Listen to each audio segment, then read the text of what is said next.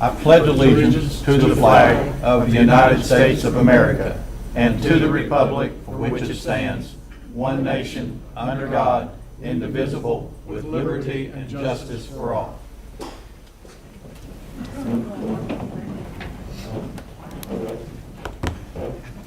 Motion to file and receive the agenda as presented. Second. Any additions? All in favor say aye. Aye. All opposed?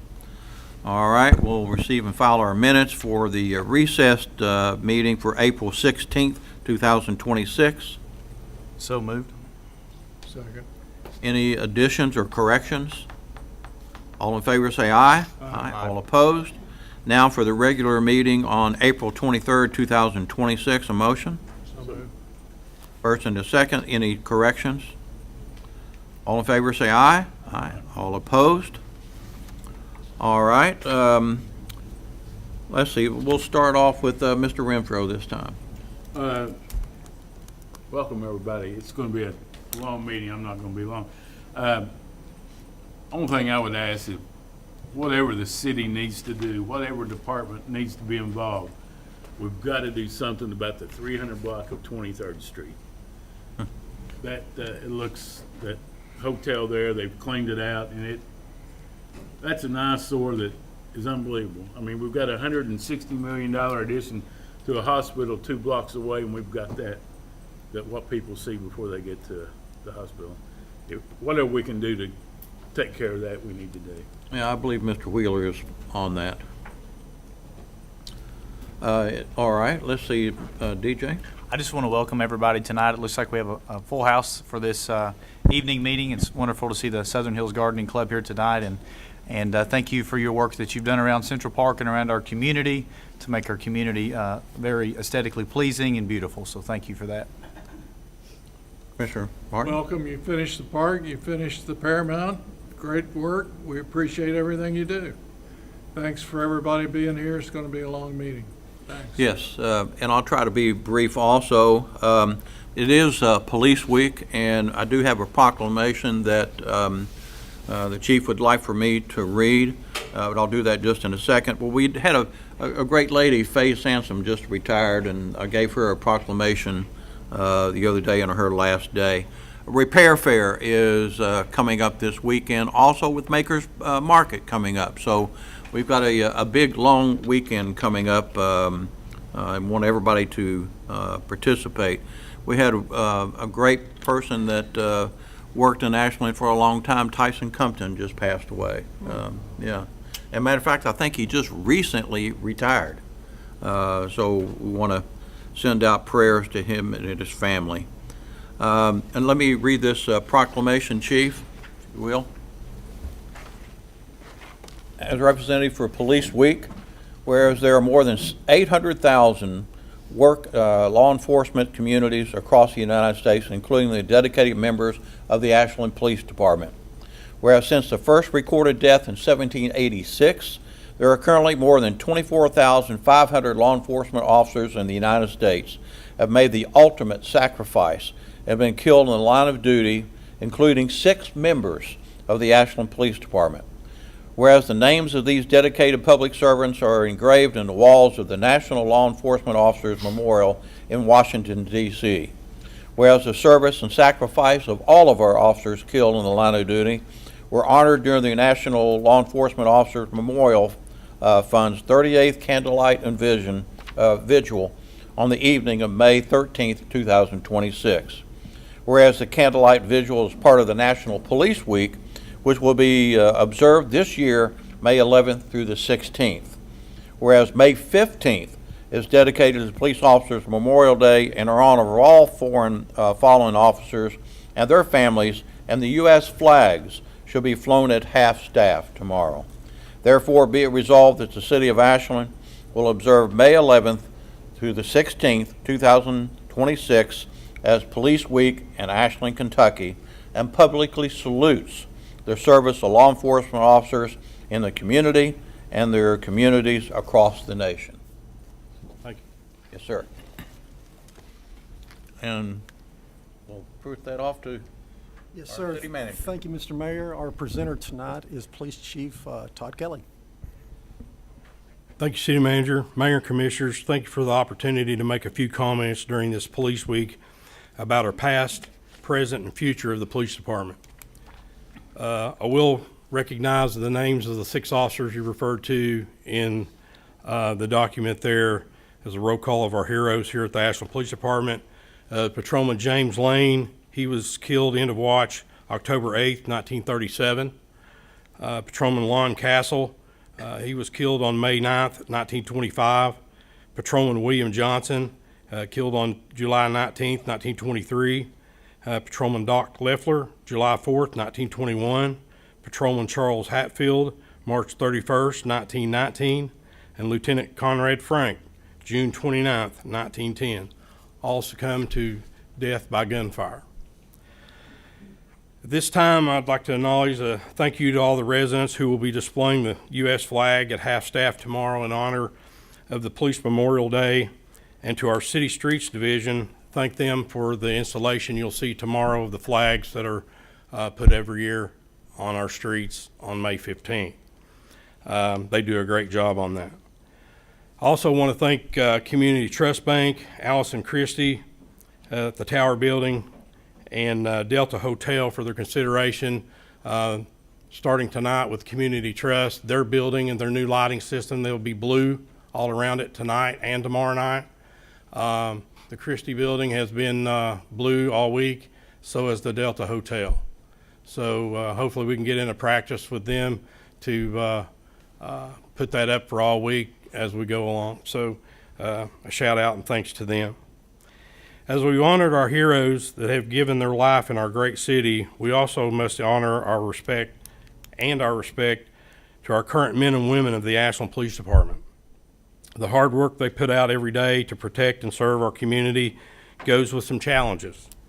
These challenges create an enormous amount of mental and physical wear on our officers. We not only have to remember those heroes we lost, but we must also care for our heroes that are with us today. Those under our watch now must have the opportunities to deal with the up and down of law enforcement that a lot of veterans did not have access to. I'm here today to discuss a topic of paramount importance to the well-being of our officers and the effectiveness of our entire city workforce, mental health. The demanding nature of law enforcement work, and indeed public service in general, can take a significant toll. We ask our officers to run towards danger, to witness traumatic events, and to make split-second decisions that can have life-altering consequences. It's imperative that we provide them with the support they need to navigate these challenges. That's why I'm incredibly proud to announce that our plans to utilize grant funding that you all are going to review this evening of the municipal order near the end of the meeting for a grant applying for from the Kentucky Attorney General. So it's specifically dedicated to enhancing mental wellness with our police department. Our primary focus will be on establishing a robust peer support program. The city offers resources now, but we want to go further. This isn't just about offering a listening ear, it's about empowering our officers to become trained peer support personnel who understand the unique pressures of the job. They'll be equipped with the skills to provide crucial support to their colleagues during or after critical incidents, fostering a culture of camaraderie and well-being from within. Furthermore, these trained peer support officers will be a valuable regional resource. We see this peer team of officers being available to assist other law enforcement agencies in our area, strengthening our collective ability to respond to and recover from critical incidents. But the impact of this initiative won't be limited to the police department. Recognizing that the need for mental wellness supports extends across our city. We plan to make these peer support personnel available to our city employee workforce. This includes our dedicated fire department personnel and employees in other departments citywide. By having a network of trained peer supporters, we can proactively address the mental health needs of all those who serve our community. This project has been a collaborative effort developed locally and in close partnership with the Department of Criminal Justice Training. Their expertise has been instrumental in shaping a program that we believe will be truly impactful and sustainable. Investing in mental wellness is not a luxury, it's a necessity. It leads to healthier employees, stronger departments, and ultimately a more resilient and effective public service for the citizens we serve. And I'm confident that this funding will allow us to create a supportive environment where every employee feels valued and has access to the resources they need to thrive. So hopefully after you review that, we can make application and get that ball rolling. And it's estimated that that's a $5,000 amount that we can put forth to training and establishing that. I already have a model What's policy involved? ready to go. What kind of training is involved? Well, it's some of us have already had training as it results to recognizing situations the officers are in, maybe having personal problems, wanting to communicate or talk, or if an officer sees someone having difficulty or whatever, just trained in what to look for. But at the same time, Is it done on the job here? Or, Yes. Okay. yes. So the Department of Criminal Justice Training does offer some training for peer support. They bring people here? Yeah. So we have used those services. It's called PCIS, Post-Critical Incident Stress. And we feel like as a large agency that we are, we need to have a peer team in place and have that ability to get it started during a critical incident, and then we can pull them in for assistance. But we really already have one. We're really enhancing the program that we have. Yeah, we have just the beginning phases of it. We're just recognized on one side. Right. Now we can, we'll be able to address things such as officer-involved shootings, death scenes, tragic, very sensitive situations, those kind of things. So it does take a toll on the officers. We've seen it in person, and it's time we move forward with getting that training so we can get something going on immediately rather than days after. Chief, I think that's a great idea. It's a great opportunity through the grant to do this and to open it up to our public safety, our police, fire, and our city employees. So I support this. Could that someday be offered to retired officers? Absolutely, and that's, I'm glad you asked that because I could relate that to that. Even the PCIS that's available through the Department of Criminal Justice Training is available through retired officers at no cost. And also, once an officer goes through the training and they retire, they could still be utilized as a PCIS support peer, correct? Yeah, that's correct, and they can become a peer team member at the state level if they wish. Excellent. Thanks, John. Chief. Thank you, Chief. That's all I have, sir. That's right. All right. We'll move into our public participation. This is an opportunity for individuals to speak to the commission.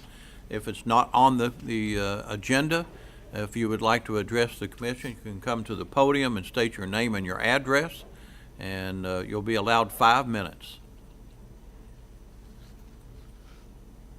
Yes, ma'am. Hi there. I recognize the green. Thanks. I'm Mary Beth Reams, 2501 Hampton Street, Ashland, Kentucky.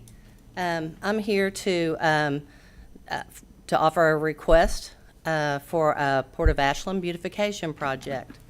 Our Southern Hills Garden Club respectfully requests consideration and approval of a beautification project for the Port of Ashland, A planter area, a space our organization has proudly planted, maintained, and cared for over many years. This project is designed to enhance one of Ashland's most visible gateways while creating a cleaner, more attractive, and welcoming appearance for residents and visitors alike. We have this proposal marked out in stages. We really are interested in stage 1 because we have the monies already available for it. Stage 1 is install a permanent solar-lit hardscape feature within the A planter and incorporate blue star or other perennial ground cover, excuse me, to provide year-round beauty, texture, and visual interest.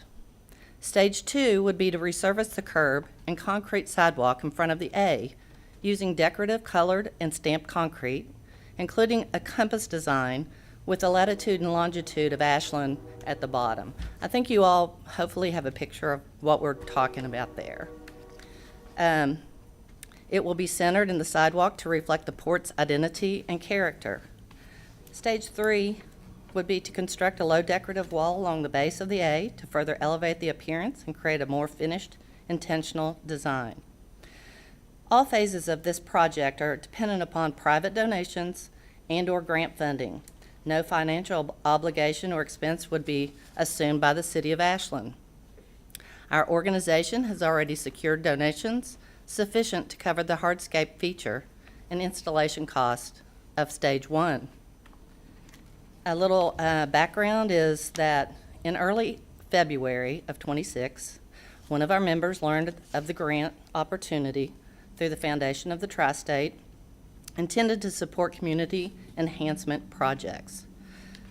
For years, our club has discussed ways to improve the Port of Ashland planter with a permanent feature that would provide beauty and interest throughout all seasons. After identifying this grant opportunity, we developed a plan, contacted city leadership for guidance regarding the proper approval process and any necessary communication with City Commission, Park Board, or other entities prior to submission of the application. We are encouraged to move forward and thank for our continued efforts to improve the city. Although the timeline is extremely limited, our members worked diligently over the past 3+ months to complete the grant application, gather estimates, consult with the professionals, and thoughtfully develop a project that reflects pride in our community. The foundation informed us that our proposal was considered a strong contender for funding, pending confirmation of city support for the project, ensuring it would be shovel-ready, and we're told the city would facilitate the project, excuse me, to begin promptly if funding was reviewed from the foundation. After several discussions, it was decided our best path forward would be to appear before the commission. We expected to be on the agenda, but unfortunately that didn't happen. Despite these delays and problems, our commitment to this project has not changed. The beautification effort represents a partnership between community volunteers, private donors, and local leadership for further enhancement, to further enhance one of Ashland's important public spaces at no cost to the city. We respectfully ask for your support and approval today as we continue working to make the Port of Ashland destination our community can take pride in, and visitors will remember. Thank you for your consideration. Do you all have any questions? Has this been reviewed by our different departments, the solar part, or I know we had questions about batteries, and I mean, how's that going to work?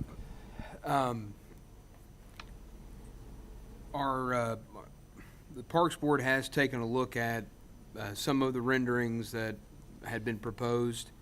I think they wanted some more information.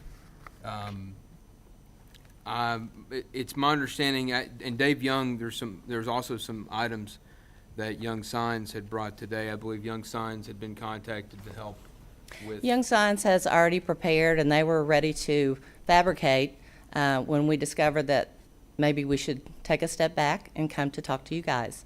So our proposal is that Young Signs would fabricate the AKY and install it in the A planter.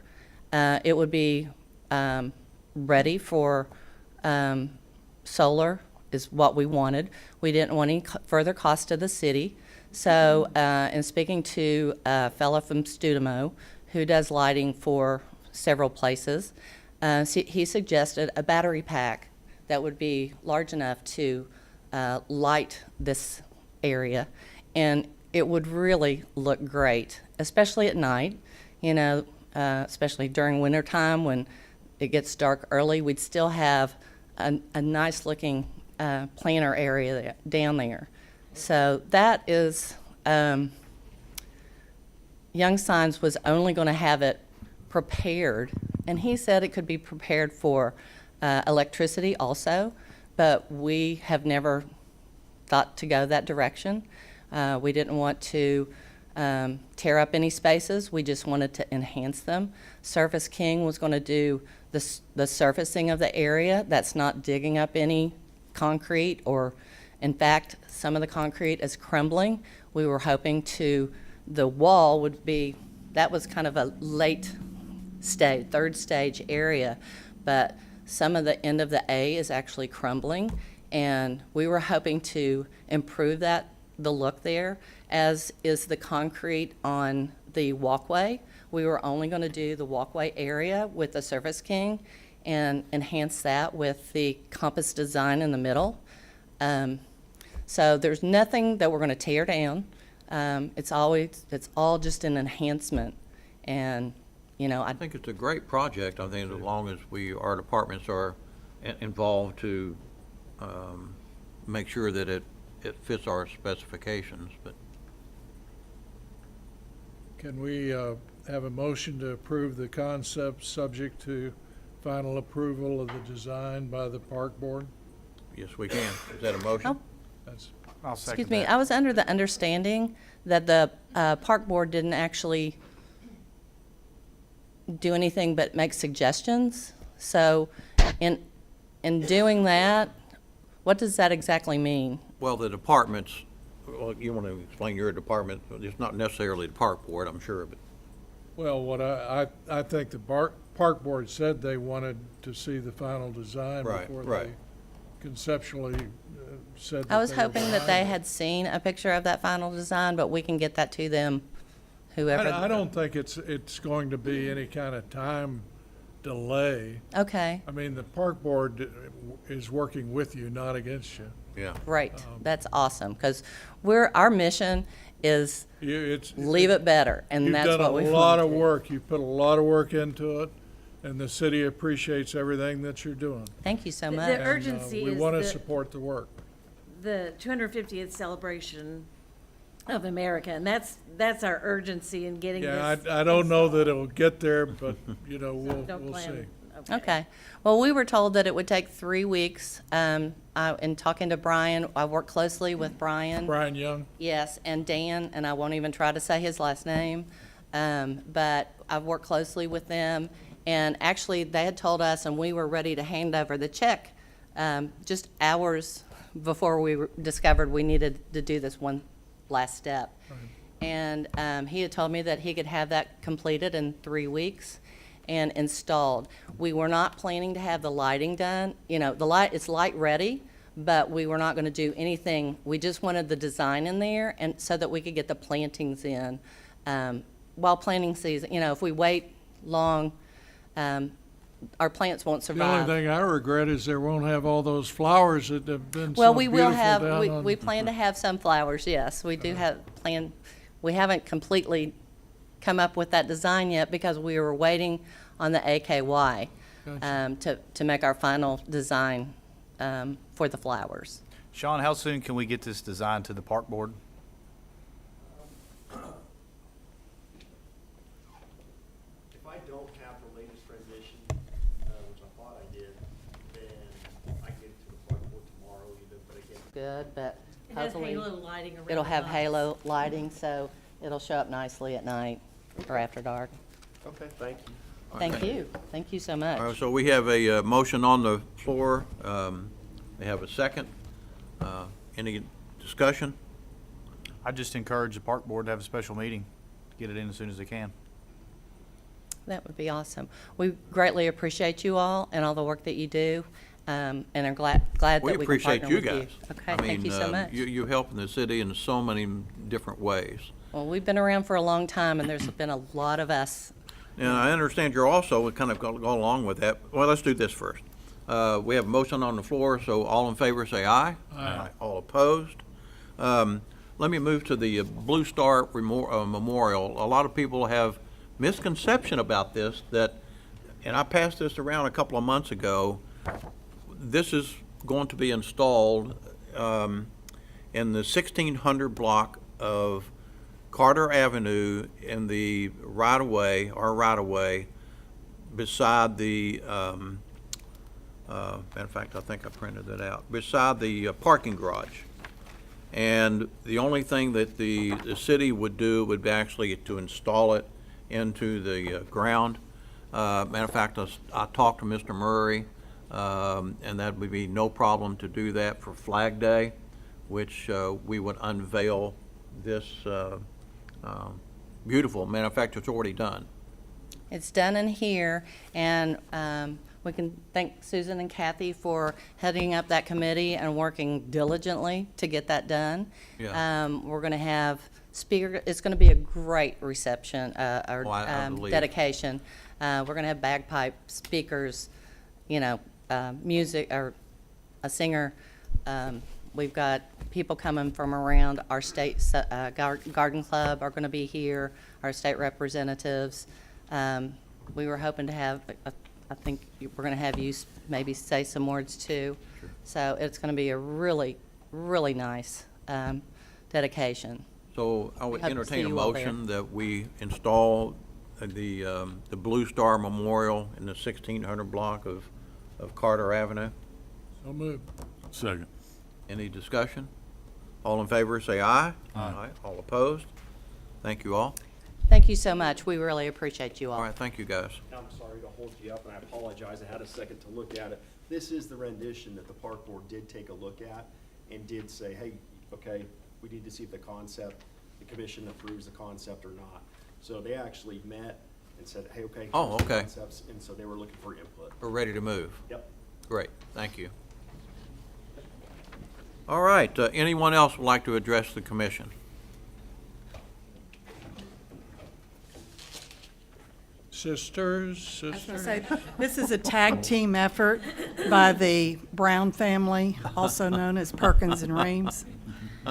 I'm Ann Perkins. I'm the Executive Director of Safe Harbor, 2603 Cumberland Avenue.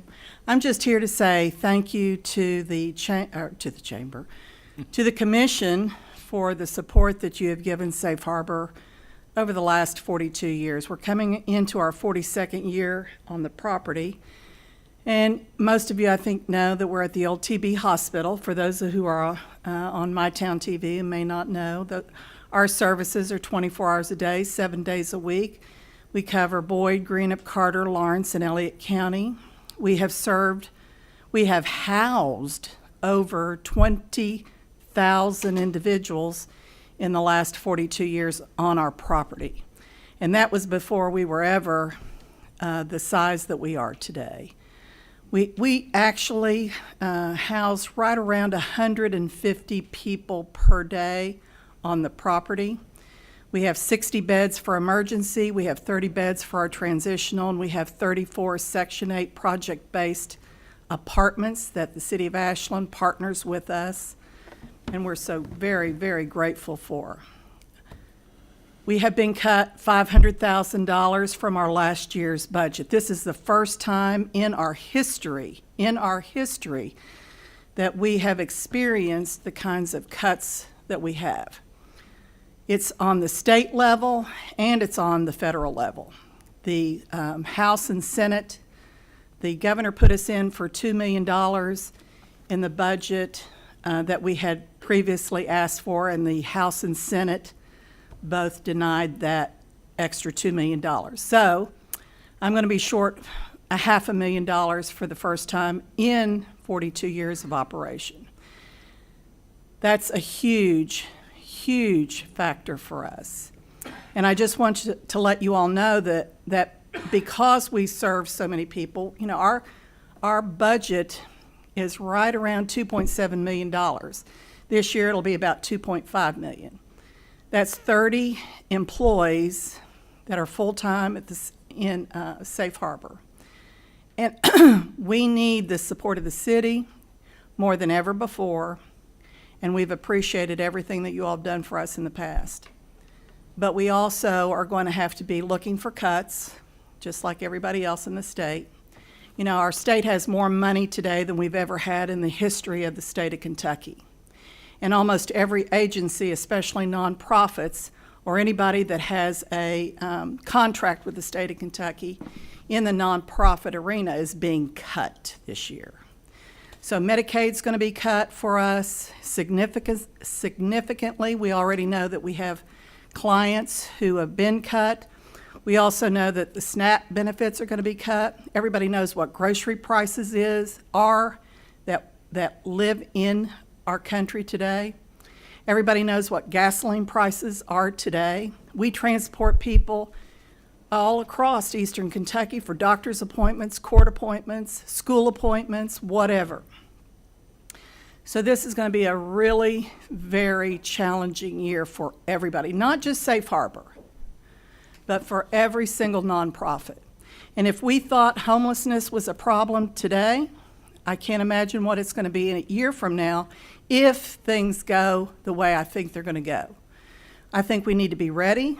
I think we need to be willing. I don't think the churches or any one entity is going to make up the difference for the losses that are going to be across the state. Right now, all of our federal funding is still at risk.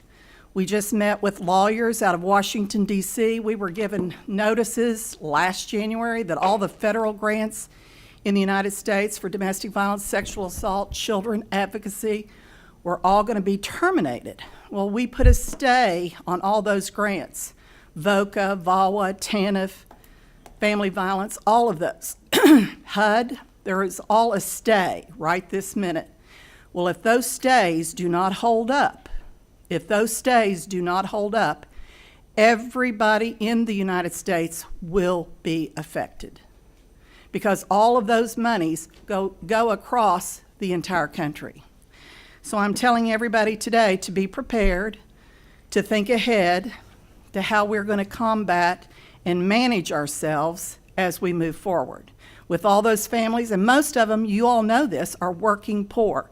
That means they all go to work every day, but they do not make basically above the poverty level in their jobs to maintain their families and their households. So we've got to be thinking of that. I think as a city, we have to be thinking about that as a community and be prepared for those families. The last 3 employees at King's Daughters Hospital that were recognized for outstanding service were former Safe Harbor victims. The last 3 outstanding employees that they recognized.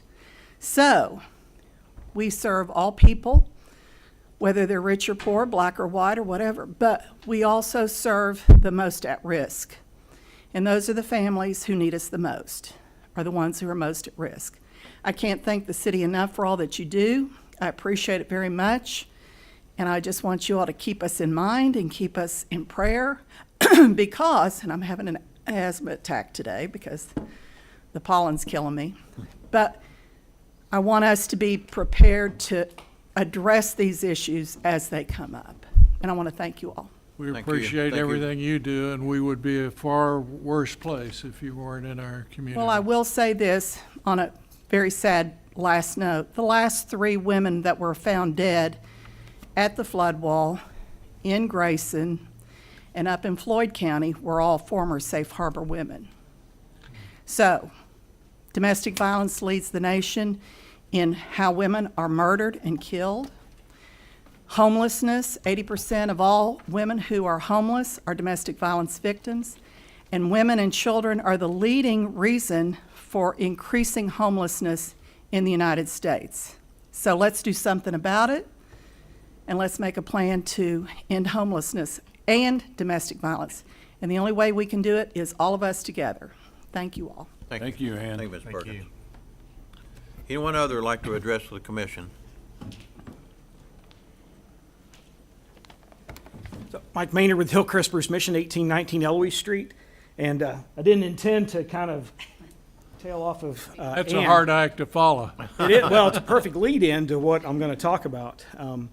And so a lot of the things that she talked about, we have different types of vulnerable populations. And so, I sit on the homeless committee, with the mayor that's here. And so, for folks that are unsheltered homeless, we have Welcome House, an organization that helps folks with second chance vouchers get into HUD-type housing and provide some case management. But one thing we've been missing for quite a while has been that active case management for those folks.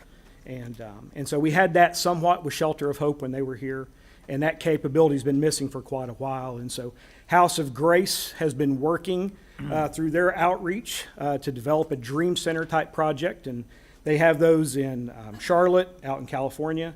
And so it's kind of been Gerardo's dream to bring that kind of capability. They gave a presentation to us during one of our work sessions. Right.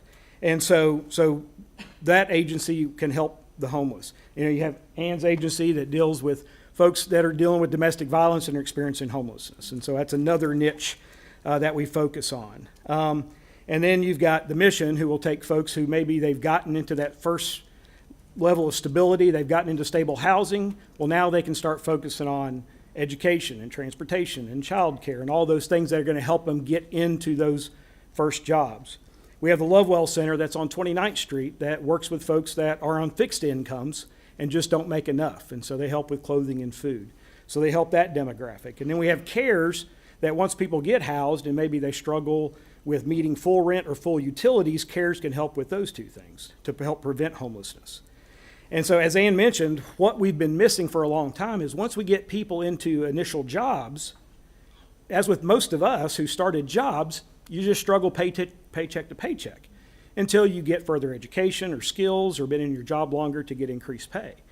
And so that's really been what we've been missing, is how do we help those folks who are working? And so United Way, nationally, and more focused as a state and here locally now, they've developed a program that is focused on working with folks who have jobs but are just struggling paycheck to paycheck. And so right now they've got about 20 different organizations, from finance and wealth and health and education and training, from the whole community. That's the ALICE program, right? Yes, that is the ALICE program.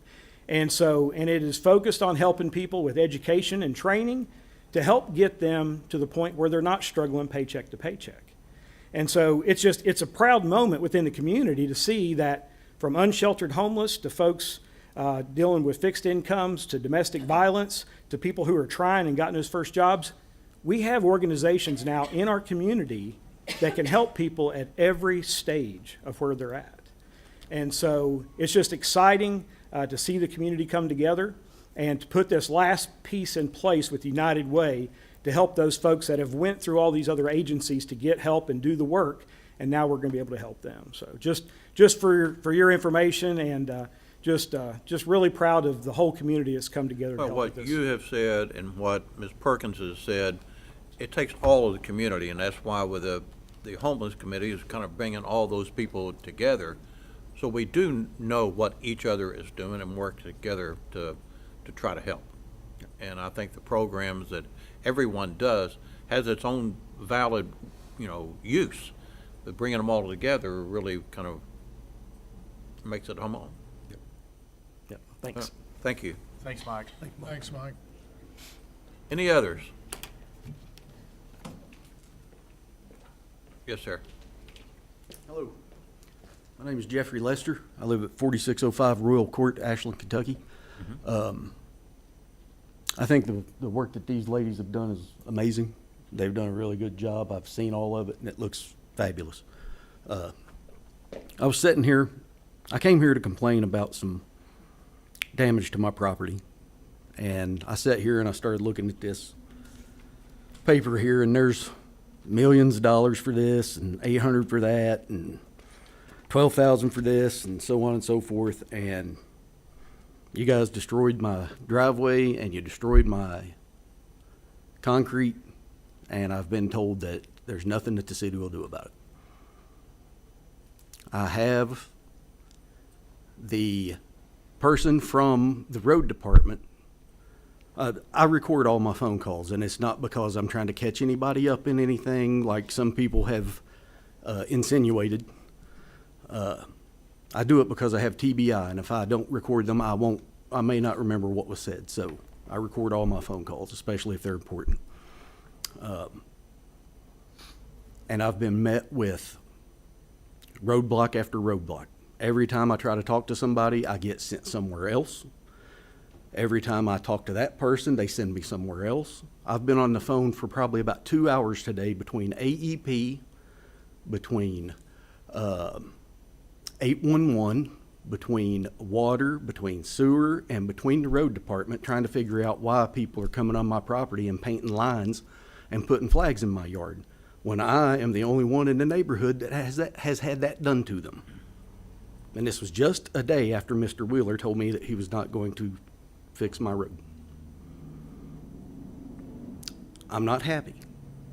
Well, first of all, how did the city destroy your driveway? They run a plow over it. You what? They ran a snow plow over it. In your driveway? Yes, sir. Well, we'll have to investigate that. You're hitting it with us. We don't have any background information. I've spoken with Mr. Lester a couple times since, I believe, Tuesday. Mm-hmm. When I spoke to him, I hadn't seen any claims file or information or anything like that. But since Tuesday, I've looked at the claims file. There was a claim, a damage loss report, and a claim made to Kentucky League of Cities. Public Works was contacted. Director Murray reviewed his department. I believe, has been out to your house and reviewed something with you at some point. No, nobody's come to my home. No one's come to your house? Nobody has come to my home and looked at anything. Okay, I thought I apologize. I thought you said they had. I did drive by, I believe yesterday morning, Wednesday morning early. You said very clearly you didn't want anybody to come on your property, so I didn't come on your property. Mhm. Stood at the roadway, reviewed map photos from Google and whatever other sources that were provided to me from December. You said you indicated this happened in February, I believe, during the ice storm. Yes, it did. That you had called out for a plow because Mm-hmm. they were having, I think, trouble getting mail. to I your hadn't gotten property. mail in, it was 12 or 14 days. Okay, and so you'd call it and ask for someone to come out and plow the road, and you believe the city had done that. I came out and looked at it, just from my, I'm not a concrete expert, but from my analysis and review, I didn't see anything that really looked different from December. I told you that today in the photos that I saw and that were provided to me. I believe some of those might have even been from you through the claims process. I'm not 100% sure though, because again, I just got into this on Tuesday. But from my review since Tuesday, and again, I was also preparing for the agenda and the budget session and some other stuff, so I did have other stuff going on since then. I did not see any reason to disturb the Kentucky League of Cities decision or what Public Works found, and I understand that you disagree. Yes, I do. And the great thing about our country is we have a place that you can go when you disagree when somebody that you have business with or engagement with, and that's the court system. And that's not me saying, I'm a lawyer, I'll see you in court. That's me saying it upon our review, the staff's review, we see things differently than what you saw. Okay. But How did you see my concrete?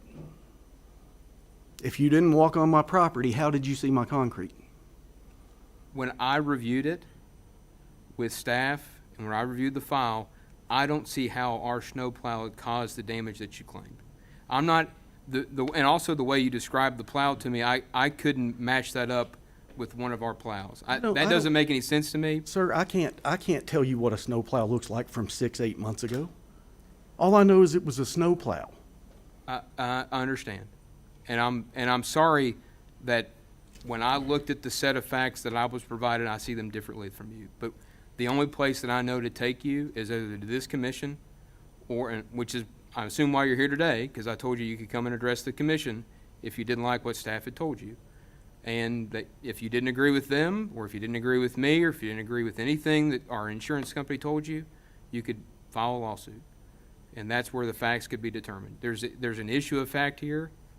The city sees it one way, the staff sees it one way, you happen to see it different, and I don't know how to resolve that for you. I understand that you're a taxpayer, but so are other folks. And So a man who spends his own money to beautify his home and his property, to take care of it, to make his neighborhood look nice and to make his community look nice, and somebody comes and tears it up, there's no recourse. Because You think I'm on a fixed income, buddy. I can't afford a lawyer. I'm physically disabled from the military. I make about $50,000 a year. And you expect me to go out and pay for a lawyer after I just spent a ton of money getting that stuff done? It's not right. What you guys are doing is not right. If it was your property, yours, or yours, I guarantee it would be fixed. And Mr. Wheeler, I promise you, if it was yours, it wouldn't have probably even happened. You guys need to fix this. I will move out of this city. This is a hill I'm willing to die on. I spent almost 20 years in the military. I spent 15 years working at the VA. All I've done my entire adult life is try to help people and do the right thing. And what are we told when we are young and we are growing up? Tell the truth, do the right thing. Everything will work out fine. Mr. Lester, thanks for meeting me earlier before the meeting and having a conversation with me about this issue. This is the first that this commission and the mayor have heard about this issue. We're going to encourage staff to continue to look at this issue, take a second look, whatever resources they may need to do that, because if this is a city issue, we want to get it resolved on our end. I can send somebody over and I'll show them exactly where the snowplow dug into the blacktop So you'll allow them to come on your property? if I'm there. All they got to do is call. Tell me when you'll be there. And I'll make sure I'm there unless I'm at a doctor's appointment.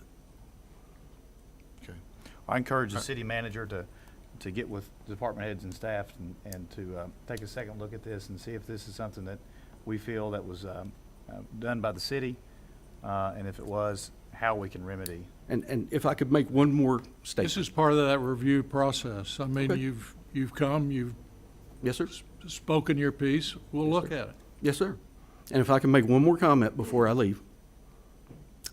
Whoever runs the road department, when I talked to him on the phone, said that they were putting a sign up so nobody would come back down there on my property. Now, how did they come back down there if they've never been down there before? He said it twice on the phone. I have it recorded. We're not The here man to told debate me all that. twice. But thank you for We coming. got you. Thank you. And that's it, huh? All right, anyone else like to address the commission? Here's my 5 minutes. Here- I'm not allowed 5 minutes? No, you're not. At a cost of $1,353.54 for the Department of Engineering. So move. Second. Discussion? All in favor, say aye. Aye. All opposed?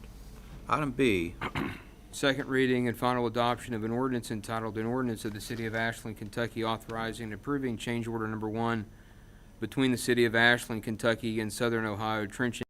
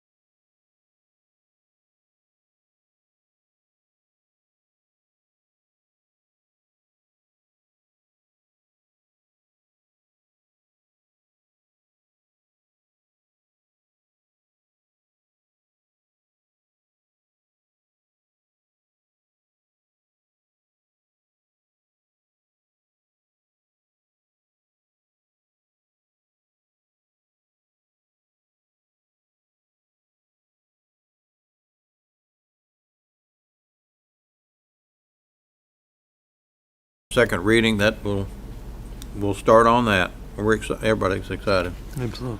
All right, all in favor and say aye. Aye. All opposed? Abstain. Yes, sir.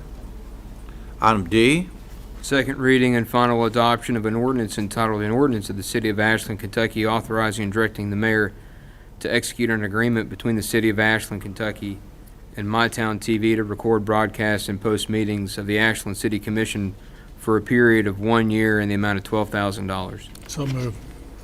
Second. discussion? All in favor, say aye. Aye. All opposed? Our consent agenda. A resolution of the City of Ashland, Kentucky adopting, authorizing, and approving the course of action presented by the city manager on the items appearing on the consent agenda for the regular meeting of the Board of City Commissioners of May 14th, 2026. So moved. Second? Oh, yeah. Second. All right. Any questions? Good, Got a question. yeah, I've got some questions. Jacob, how many demos have we completed this year, or in this current fiscal year? Says 7, but there are 5 on here, so I guess that'd get it up to 12. There's currently 7 completed. I actually just got an invoice for number 8. And then there's 4 more right there. So that'll get us up to 12. 12. 26. Well, okay.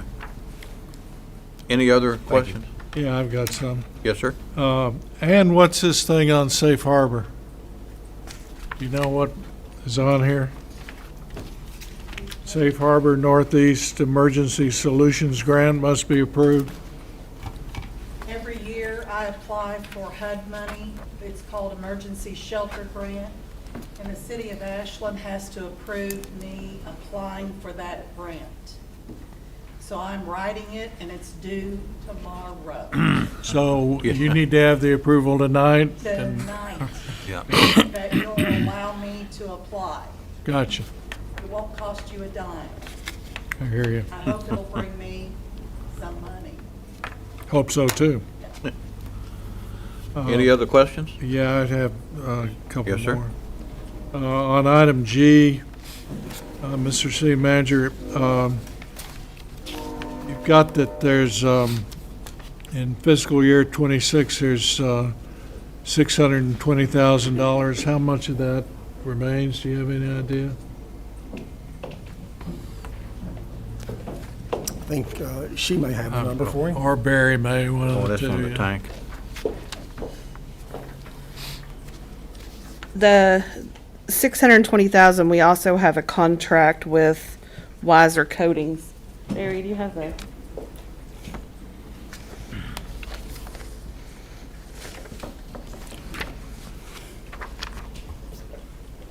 Oh, this is where, yeah, they got to the bottom of it.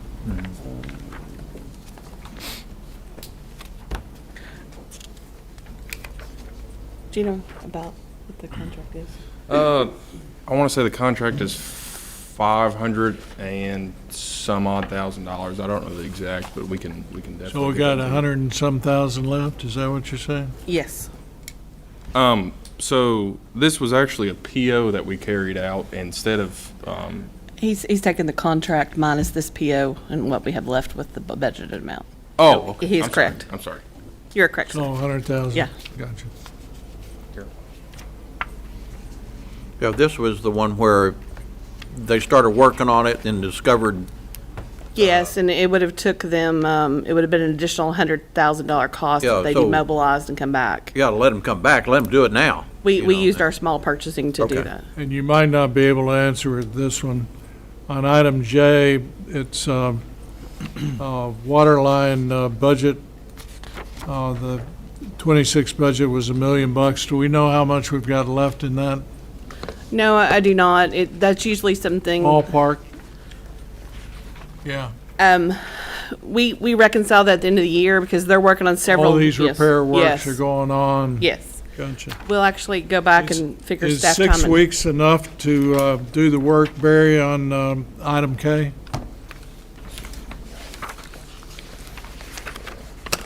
The Street paving, paving. the carryover from last year and Okay. this year's, Street caving or street paving. $884,000. This actually goes into 2 fiscal years. He will spend all his budget.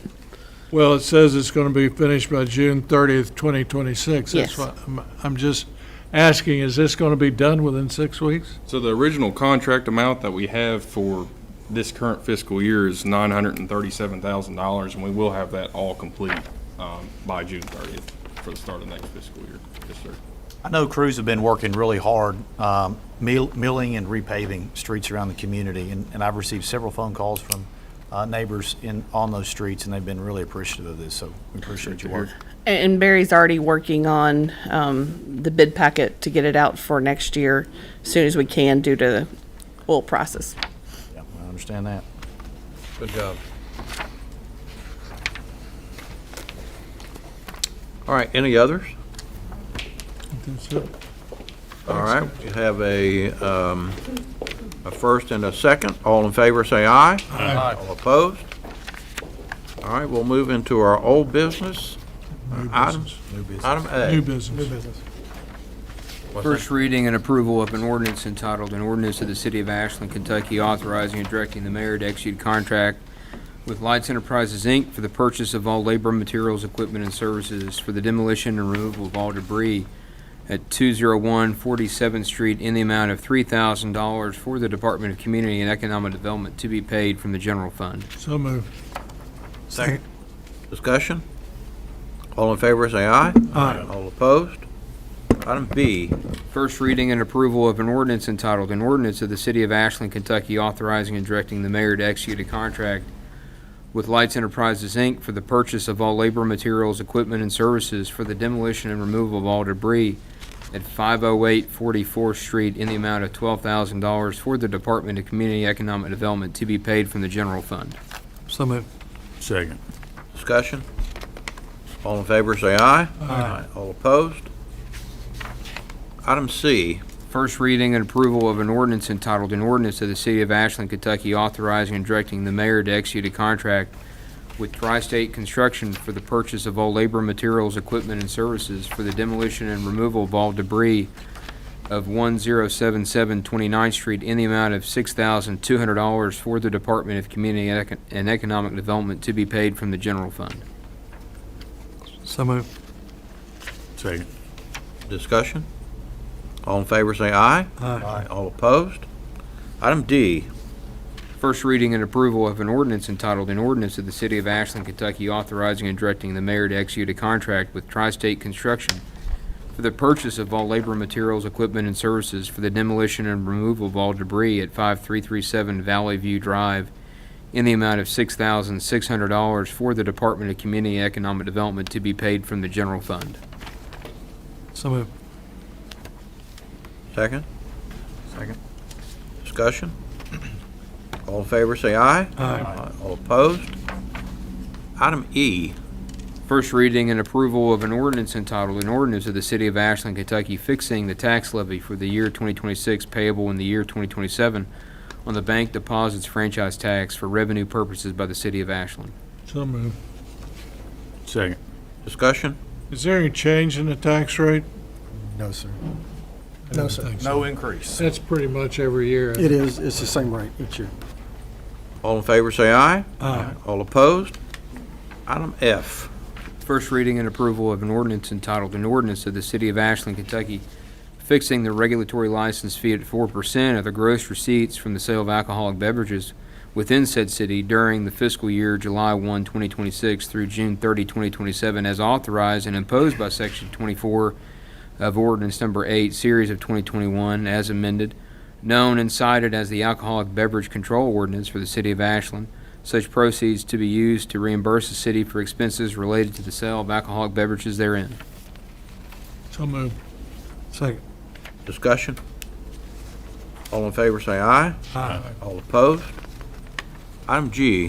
First reading and approval of an ordinance entitled, an ordinance of the City of Ashland, Kentucky authorizing and directing the mayor to execute an agreement between the Commonwealth of Kentucky Transportation Cabinet and the City of Ashland for a federal grant in an amount up to $120,000, which will require a match in an amount up to $30,000 by the City of Ashland for the Mayo Plaza Streetscape Project Planning Study and Preliminary Engineering.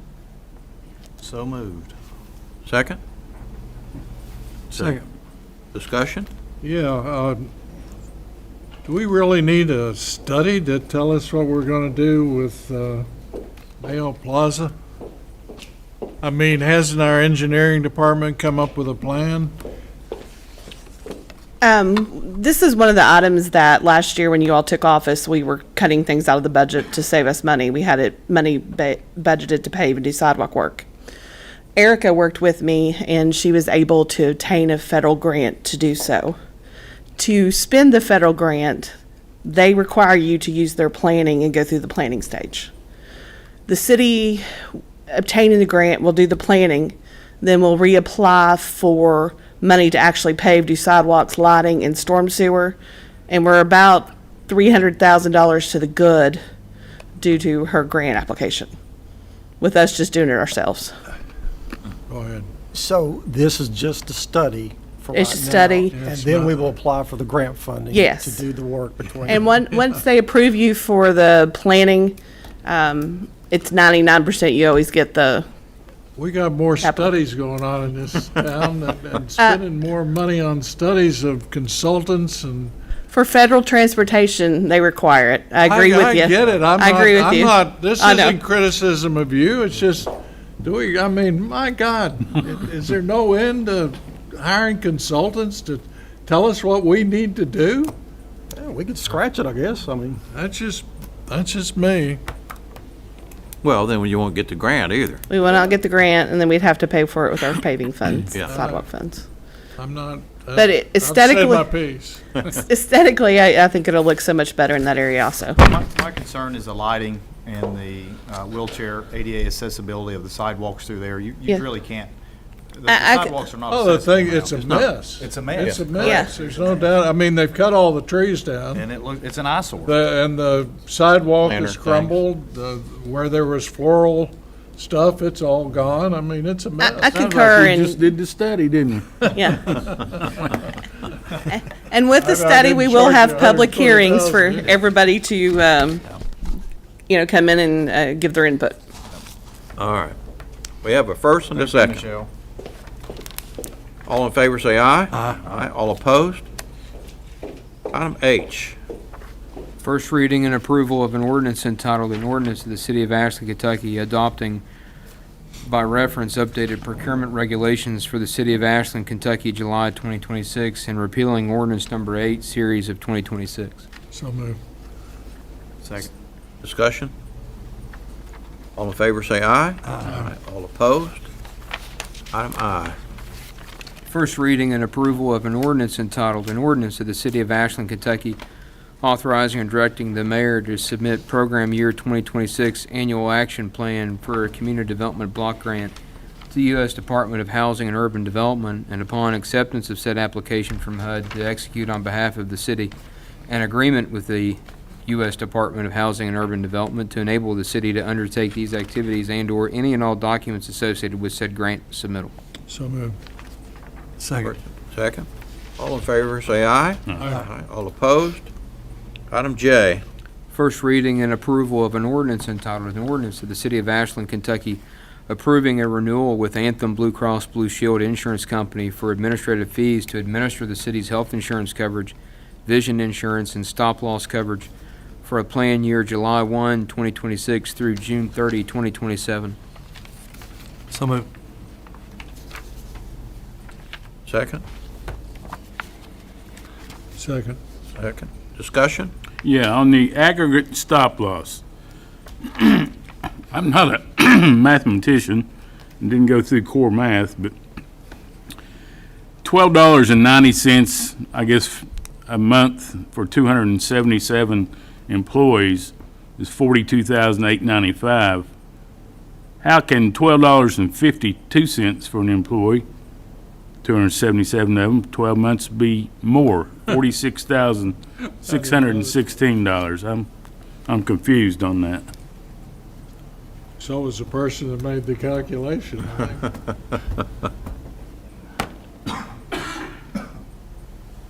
Noted. That's obviously an error. Okay. It still is talking about the 12% or 12.8% decrease. Looks like the administrative fees decreased by 12.8%. That's good news. I apologize for that error. That was, Samantha Salyers did a wonderful job. You'll notice an administrative fee decrease of 12.8%.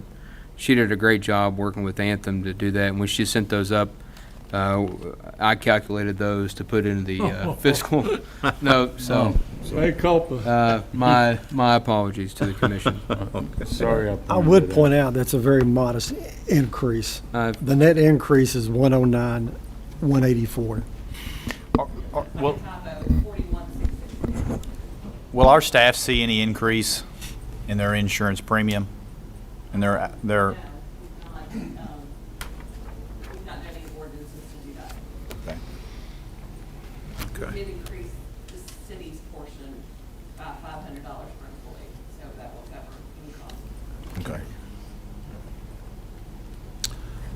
All right, so all in favor, say aye. Aye. All opposed? Item K. Reading and adoption of a municipal order entitled, "A Municipal Order of the City of Ashland, Kentucky authorizing and directing the mayor to execute a subaward agreement between the City of Ashland, Ashland Police Department, and the Financial Commission for Appalachia High Intensity Drug Trafficking Area, HIDA, accepting funds in the amount of $58,000 from the United States Office of National Drug Control Policy, and authorizing and directing the mayor to execute any and all other documents related to said grant." So moved. Second. Second. Discussion? I guess basically this just to pass through, right? Okay. Oh, Reimbursement. Okay. Yes. All right, all in favor, say aye. Aye. All opposed? Item L. Reading and adoption of a municipal order entitled, "A Municipal Order of the City of Ashland, Kentucky establishing a finance committee to provide oversight, review, and guidance on the city's financial matters." So moved. Second. Discussion? Yeah, what's the plan for the finance committee? I mean, what's the makeup gonna be here? Well, that was a question that I had too. who's We're on going it? to put 2 commissioners on it, and then For sure, 2 commissioners. need to I be- thought that's what we had talked about at the budget work session was Yeah. 2. I think they set the mayor and a commissioner on it. Be Tony, myself, Barry, and Robin, and Samantha. okay. Now, for instance, let's say we have a major purchase of $1 million or something that's going to come forth to the commission. Would that purchase, the initiation of that purchase, would that go to the finance committee first? The finance committee then review, and then would they make a recommendation to the board of commission? I think a purchase of that size would be planned well ahead, and you all would deal with it during the budget process as a whole I'm body. just- For an example. Yes. Of a purchase. Yes. Would go to them, and then it would be. You would have reviewed. updates of the capital purchases during this meeting. Probably don't have it really flushed out in terms of the total use of it, do you, at this point? I No, mean, we It's will- a conceptual. It's deal. conceptual. We will learn and better it as we go along. Like the Be capital flushed project out. Yes. deal? Yes. Okay. You know, This will all wrap into one. yeah. Yes. Instead of multiple Can be meetings. used lots of ways. Yes, yeah. Yes. absolutely. Okay. All right, Good all idea. in favor, say aye. Aye. All opposed? Item M. Reading and adoption of municipal order entitled, "A Municipal Order of the City of Ashland, Kentucky authorizing and directing the mayor to execute an application for the Kentucky Fire Commission Training Facility Grant in the amount of $19,953.57 for a search and rescue training prop for the Ashland Fire Department." So moved. Second. Discussion? I guess this will we be able to train others with this now too? Yeah, this is gonna be a mobile prop. We'll keep it a drill tire. We'll be able to teach fire behavior with it, smoke behavior. It can be used for our firefighters training as well as public events. It's basically a steel 2-story house with a garage attached to it, so we can show fire behavior, why you should close your door, how things are gonna work. So it's good for us and the public. Excellent. It's a very small house. Yeah, very small house. It's like a dollhouse. I know. Yeah. All right, all in favor, say aye. Aye. All opposed? Item N. Reading and adoption of municipal order entitled, "A Municipal Order of the City of Ashland, Kentucky authorizing and directing the mayor to execute and submit a grant application through the Kentucky Office of the Attorney General for a funding in maximum amount of $5,000 on behalf of the Ashland Police Department for a peer support program for law enforcement, and if awarded, authorizing acceptance of the grant and further authorizing and directing the mayor and/or chief of police to execute any and all other documents regarding said grant. So moved. Second. Discussion? All in favor, say aye. Aye. All opposed?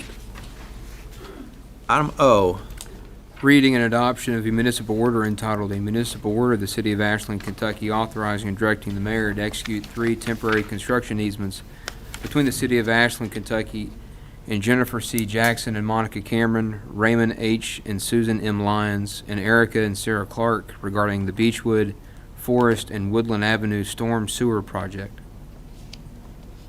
So moved. Second. discussion? I was through there earlier today, I actually live in that area. Looks like a lot of work has already been completed. So, obviously not these, but other work has been completed in the neighborhood, so. All in favor, say aye. Aye. All opposed? All right. I did have one other, and I've talked to you all about this before. The 250 committee would like to do a mural, I think I've passed this around to you guys before, on the flood wall. And as long as there's no cost to the city, except for prepping, I think we have to actually prep the flood wall, that we could move forward on this. As long as we get all of it, grant-wise. You talking about just pressure washing it or something?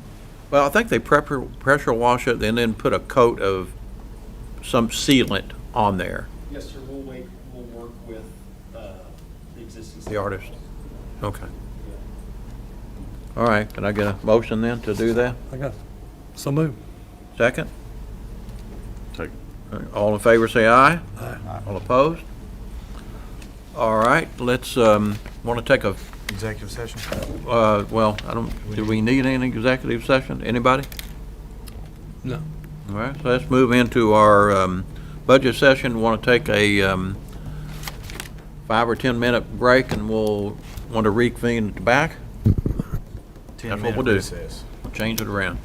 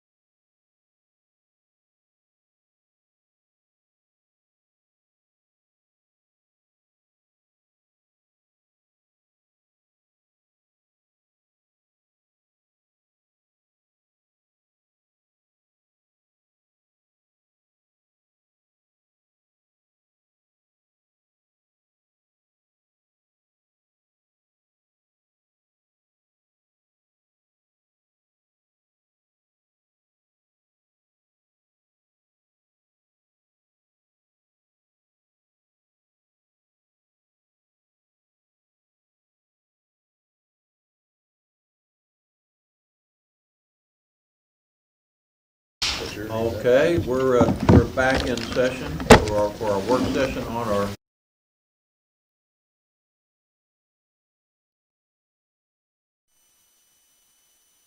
Thank you, Mr. Mayor. I think the last time we met, I think the Department of Finance was complete with presenting the budget. However, I think there was a few loose ends that we needed to tidy up. I think since that time, you should have got an email from Robin that lists those items.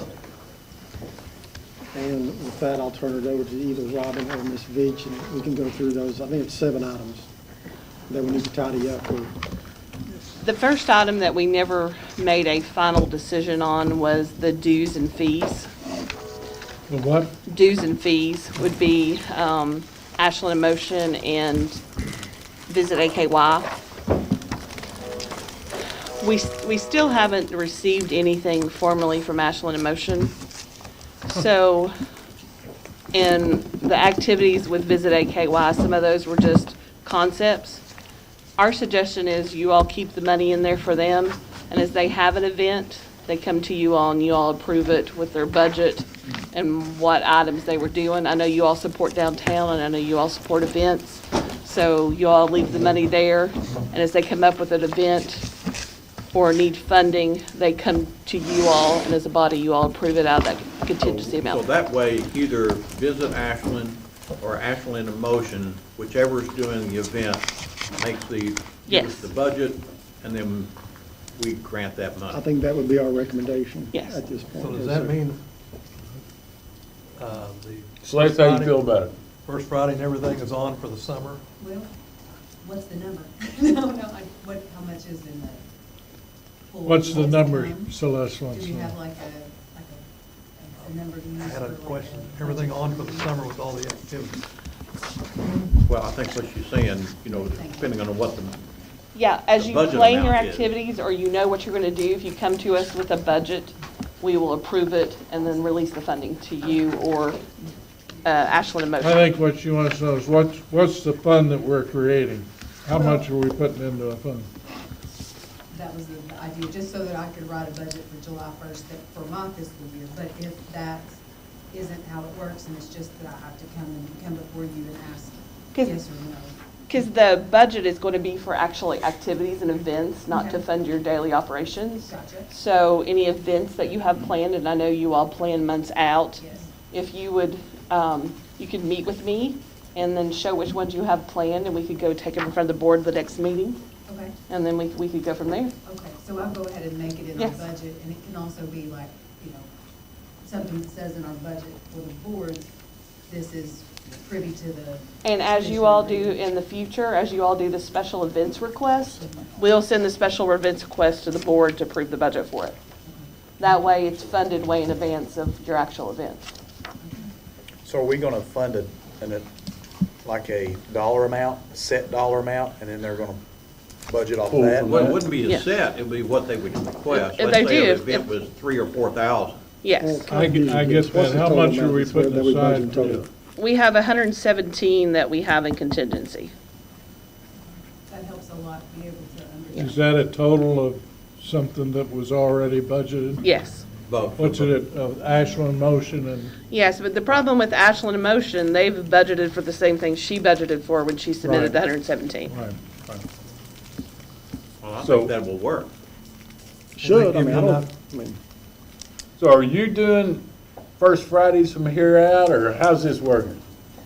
Well, as of right now, we do the one in June. Our board, we're having a reallocation of the board to get it all together, and then we'll have a meeting on June 1st that'll let us know. Ashland in Motion, we've been in contact with them on how they want to do it. Not 100% sure on what that is.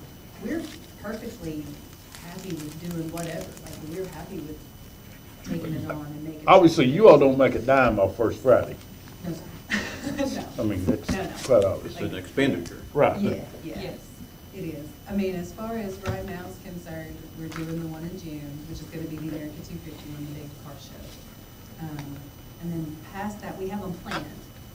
We have them either planned that we can execute, or planned that we can help somebody from Ashland and Motion come and ask for the money and execute.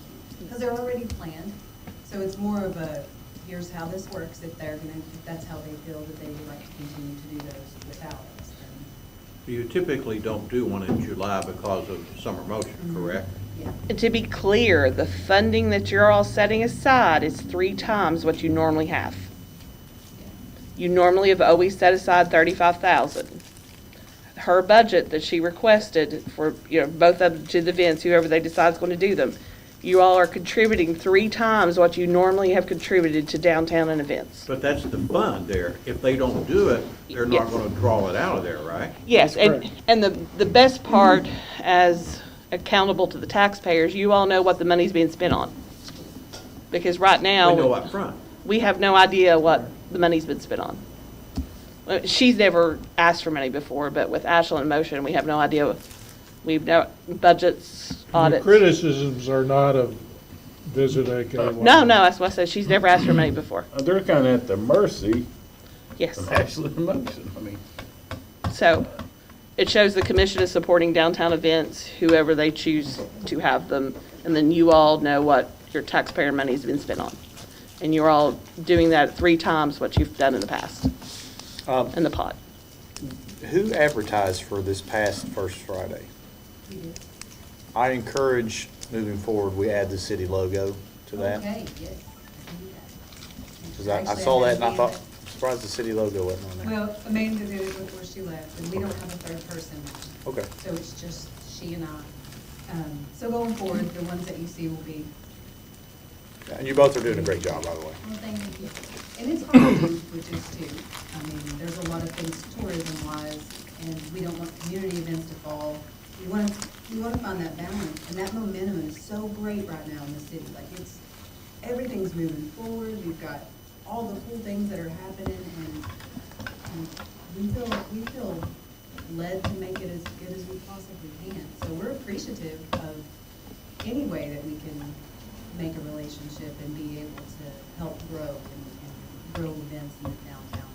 So we appreciate it however we can get it, that's for sure. I'll make sure that that's done next time. Appreciate that. Okay.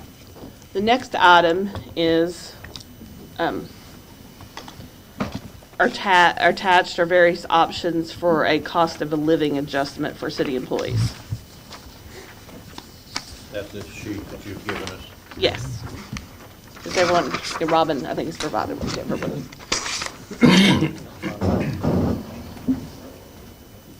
Well, I think we need to do it. I think our employees do an outstanding job and be compensated for it, especially with all the rising cost of everything.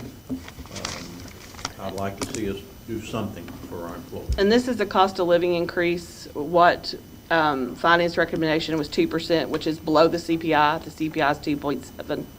And we need to take into account that our employees did not get the cost of living last year, which was 2.9. So their buying power would decrease 5.6%. So what I'm encouraged is, thank you, Robin, and the work from the finance staff for putting these numbers on paper for us. And I appreciate that it's not going to, that we're going to be able to do this without making any significant cuts in different areas across the city. We did not touch the Economic Stabilization Fund to do this. Funds. We also did it with the general fund with the garbage truck will not be delivered for 14 months. So we're putting it out. I mean, we kicked it down the road to August, September, but we would pay for it next year's budget and go ahead and order it. So these are the practical kind of scenarios that we could potentially look at that were drafted by the finance department. Yes. my thoughts are this. A high-paid city employee making $150,000 a year gets a 2% raise, he gets $3,000. A worker that makes $40,000 a year, 2% raise, he gets $800. My proposal was 2% or a minimum of 1,000. And that was So to keep. that's what the 1,000 or 2%. Yeah, that means. keeps the pay scale relevant without messing it up too bad. It gives a compromise, and it helps the employees that are paid less, and it still does the cost of living for someone that, makes more. Well, if we did 1,000 across the board, how would that affect the pay scale? Obviously, it would increase each rank in the pay scale by $1,000. But how would that how would that be an issue to the pay scale? Well, when you look at what employees actually make, when you start to get into mid-level supervision where they're overtime exempt, Tony and I went through some of the 2025 W-2s, where they get overtime, they actually make more than their supervisors. The pay scale, when it was done, was compressed. You actually have supervisors and employees sometimes in the same grade. So you have an exempt employee who is still working overtime but does not get compensated for it. It's figured in their salary when they did the market study. When an employee gets overtime still, some of our higher paid employees are some ones that their base scale is on the lower end. And then when you do a fixed amount, you also have to take into account a firefighter or a police officer that has built-in overtime. You're actually giving them more with them out actually working an hour of unscheduled overtime. So that's why the hybrid was my recommendation. A firefighter on their base pay gets 832 hours of overtime.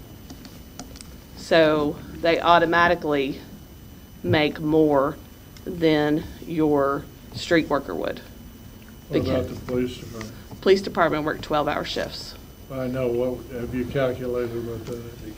It's 208 hours, I think, of unscheduled overtime, Robin. I mean, it's been a while since I've done those.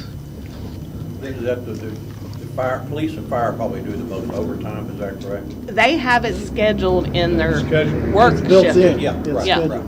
It's built into their shift. So when you give a $1,000 raise, you automatically give a firefighter almost $1,700 without them working a day of overtime.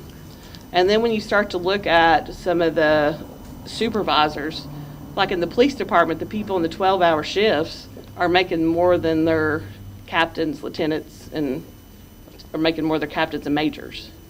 So because lieutenants get overtime, and they're making more than the people that do not.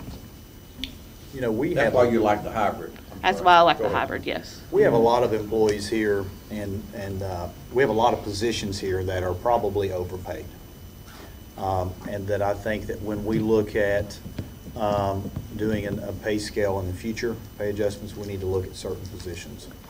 We also have a lot of folks here that work really hard that don't get what they deserve.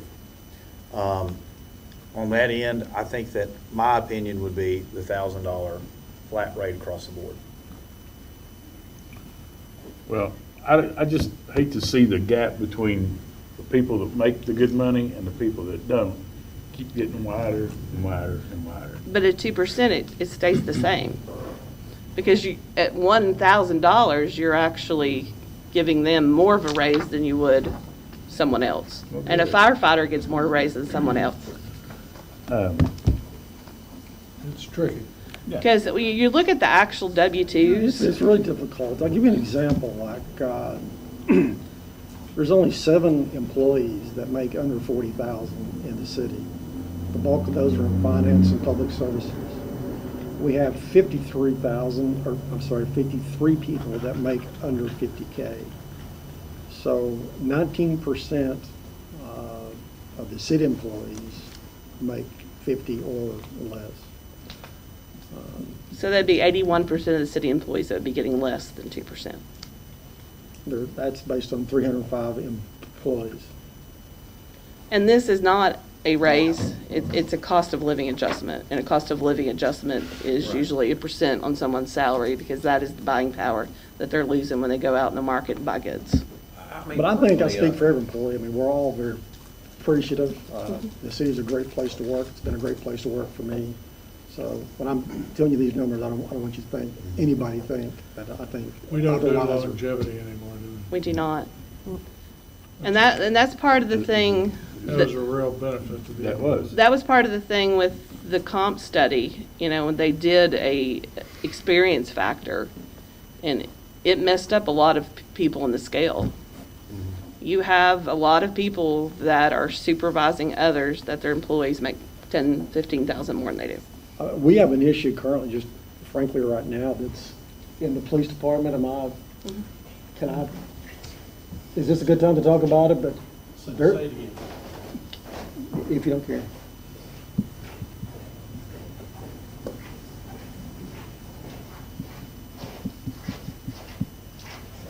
I was talking about compression, salary compression, and we actually have an issues in the police department now where our employees, it's a difficult time to get them to move up because they actually lose money. Am I Yes. stating that Correct. correctly? We just felt that pressure in the last promotional process.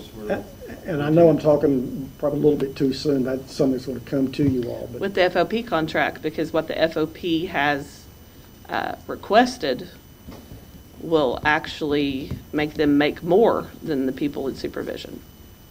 And we had it in the fire department too, where you had 2 people take demotions to get the overtime back. Constant struggle. Oh, yes. Now, will the hybrid help that issue then? Yes, the hybrid will not make that issue worse because you'll get the people, will get 2% of their cost of living It's not back. going to go away, though. No. It will. We will have to probably, when we negotiate the FOP contract, we will have to probably look at some of the management salaries. Because you cannot get anybody to take the test for Okay, Test for what? Lieutenant. Promotion. yeah. Nobody signed up to take the lieutenant's test? What does that pay a year?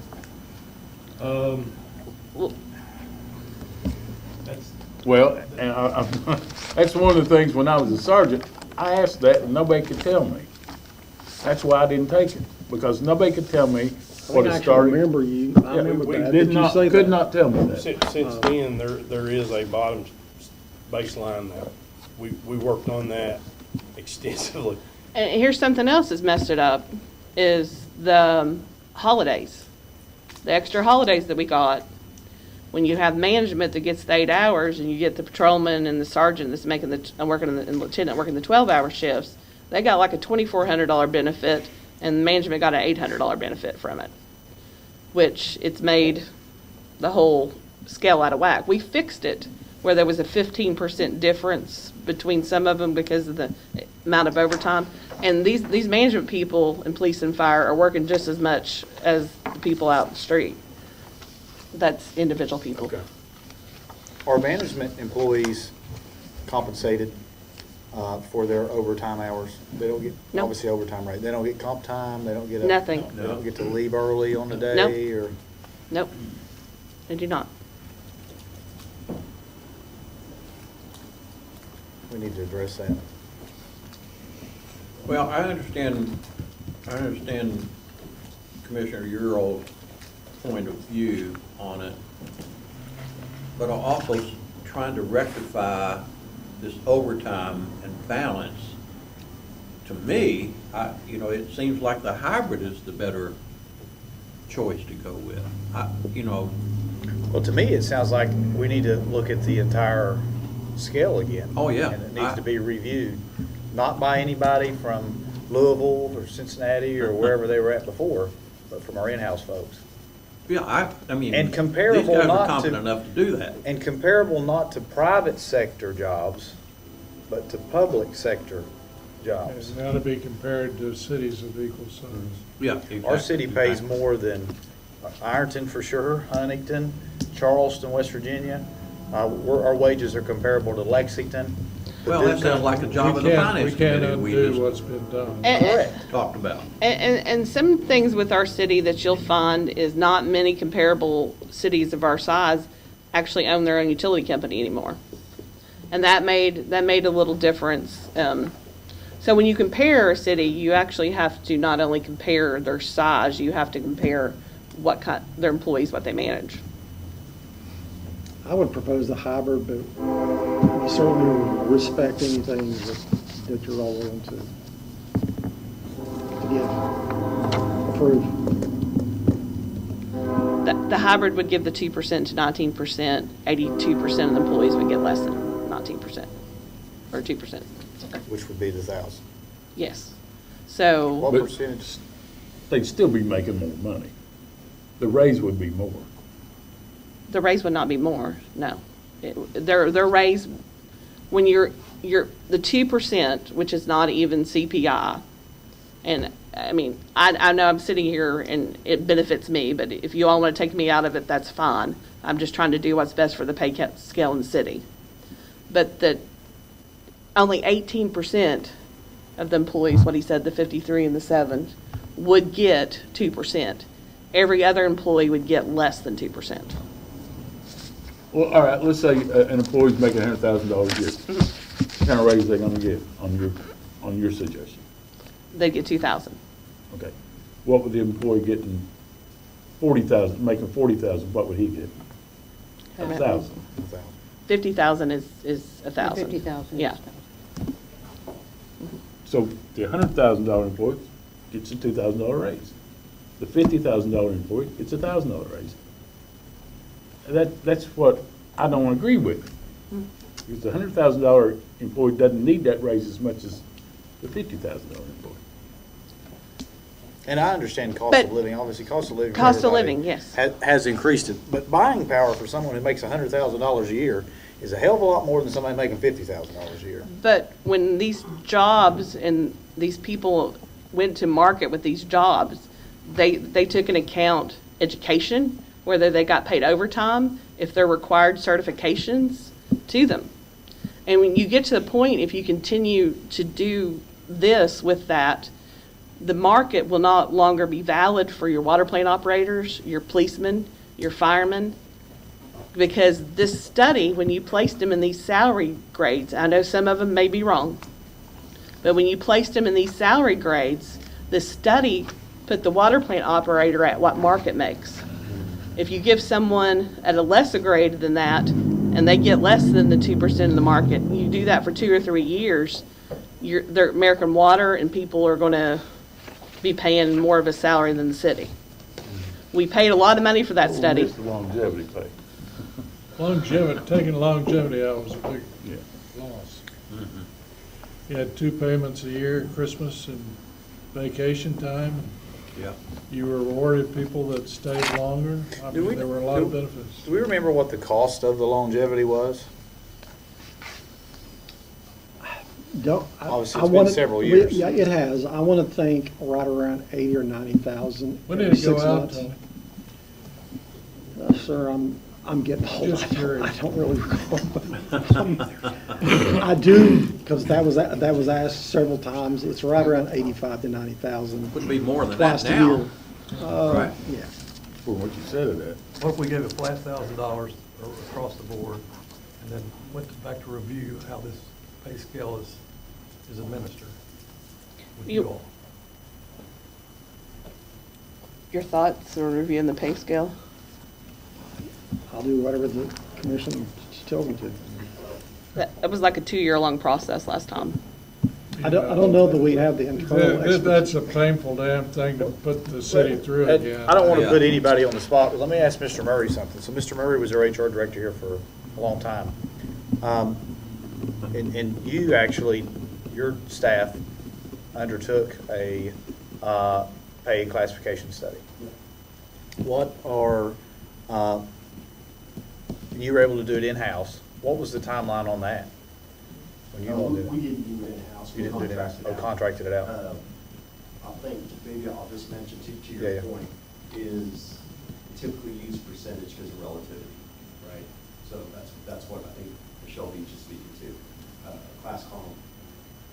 It's always predominantly on a percent. The flat rate where she's talking about compression and how that expands over years, yeah, it creates, we have to do an understep, or it can create that scenario. But, like, it'll all work, but the 2% is usually what HR will or a percentage, I should say, whatever that percentage. What I like about the flat 1,000 versus the 1,000 or 2% is it saves us roughly about 106,000 and some dollars versus the 1,000 flat versus 1,000 or 2%.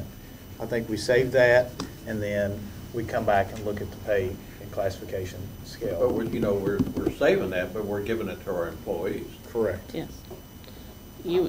I think the pay and classification study, 100,000 would be cheap for one. Oh, Mhm. let's do another study. We could probably do it in-house. If you're unhappy with the one that was made, you go back to the drawing board and our own in-house. The last study actually brought Okay. the lower level employees up by 15 or 20%. It benefited them greatly. And there were some errors that finance staff had to go back and take care of too. Sean and I have had this conversation before. We were on the opposite side of the fence too, so. Friendly opposites. Yeah, yeah.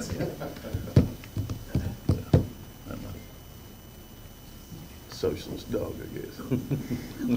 No, because it gives the unions much more money than the other employees.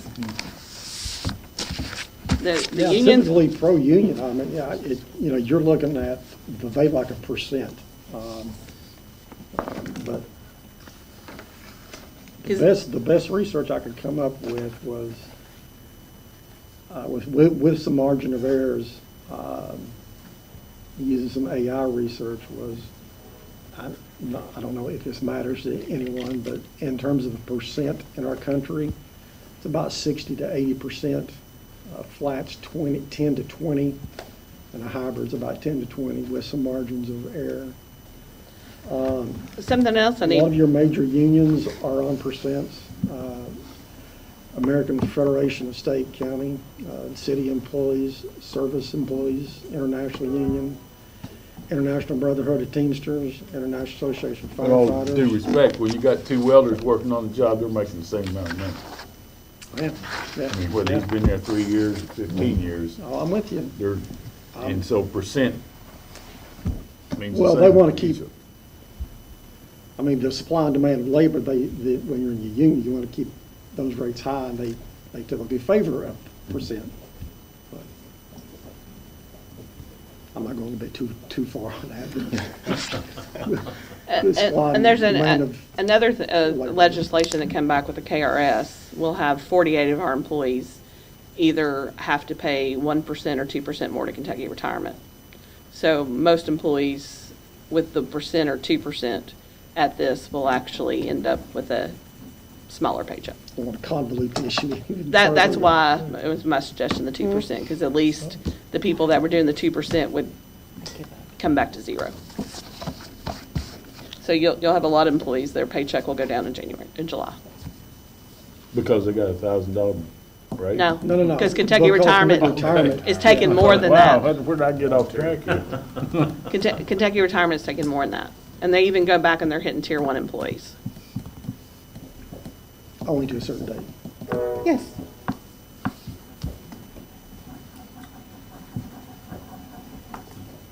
You guys like to kick it around further, Yeah, or come back later? I or- think we've kind of hit a wall. I don't know that we're, Yeah, we need to have time to kind of let that sink in and, Yeah, I'm all for doing something. oh, I think all of us are. I think I'm stuck at a flat rate because when I was an employee here, I saw making $42,000 a year. I saw the folks making $100,000 a year. And when we got raises, I always felt like it was insignificant for me to get a 3% raise and for someone else to get a 3% raise, and their raise was more than my paycheck every 2 weeks. So that's why I've always enjoyed or thought the best rate would be a flat rate across the board. But it won't be the same across the board because police and fire, due to their scheduling, will make more than the sanitation worker or the street worker. That's why I'm focusing on the 2% and the 1,000. A fireman would make But $1,600. I'm willing to listen to it, I mean, listen to you all. when you hear the disparity between 100,000 and 50,000, it's double Oh, the amount. yeah, right. I mean, that's a consequential difference. But I'm not, I think we need to think about it. I do too. Study it a little What bit. would it cost if we brought longevity back? It'd be hard to recreate it. Yeah, that would, yeah, for sure. Because it's a thing that you start with somebody's employment. It took 5 years. You didn't get longevity until you worked 5 years. And, And that's how, with this study, where it was incorporated into it for years of service, that's how some of these salaries, we really are getting compensated for years of service, just not the traditional way that we used to. But So also, when they done that study, a weight was assigned to the number of years. experience. Yeah, yes. but you also had previous management that you had to have years of experience in the same position. We literally had equipment operators that worked in the sanitation department for 14 years. They went to the streets a month before this study was done, and previous management would not give them the 14 years experience, even though they were in the same grade, the same experience, in the we're- same we're department. past that. But a lot of the employees, a lot of the employees did not get their longevity pay or any experience in their salaries because of that. So you have, I'd have a little hard time understanding how you could really work longevity into it. I mean, I don't think it doubt would be that there was difficult, some Commissioner. experience factor put into it, but all that longevity was a major benefit to the employees. It Yeah. really was. I would say, the budget that you have in front of you, no matter which way we go, it is a responsible budget, especially for the two primary funds where we're building back our balances. So, Well, let's, We can- Commissioner Martin just said, let's sleep on that and. and I would like to say this, when they done that study, I mean, it's my opinion, just my opinion, there is no really bad paying jobs in the city. I mean, the city's a wonderful place It's to a work. great place to work. It is. 100%. I don't think there's a better place in Ashland to work I than the agree, city. 100%. I just want to get that out there. I mean, No. it's, Yeah. I mean, There's a lot of benefits, and wonderful. particularly the feeling that the workers had toward each other. I mean, it really ends up being more of a family relationship. I mean, I don't think that exists in a lot of employments. And the pride and professionalism that our staff have. Pride, absolutely, pride in their work. First class. All right, if you all agree, let's move forward. okay. The capital purchase improvement fund, we deleted the 350 for the police building addition. On that issue, can we factor in some amount for Brownstead and Bradstead and Carroll to do a cost estimate of what that would be? We can. I mean, that way, you could have the work done in the future, and it would be a major step toward getting that done. We moved the money to build the building for the city building because this HVA system really needs done.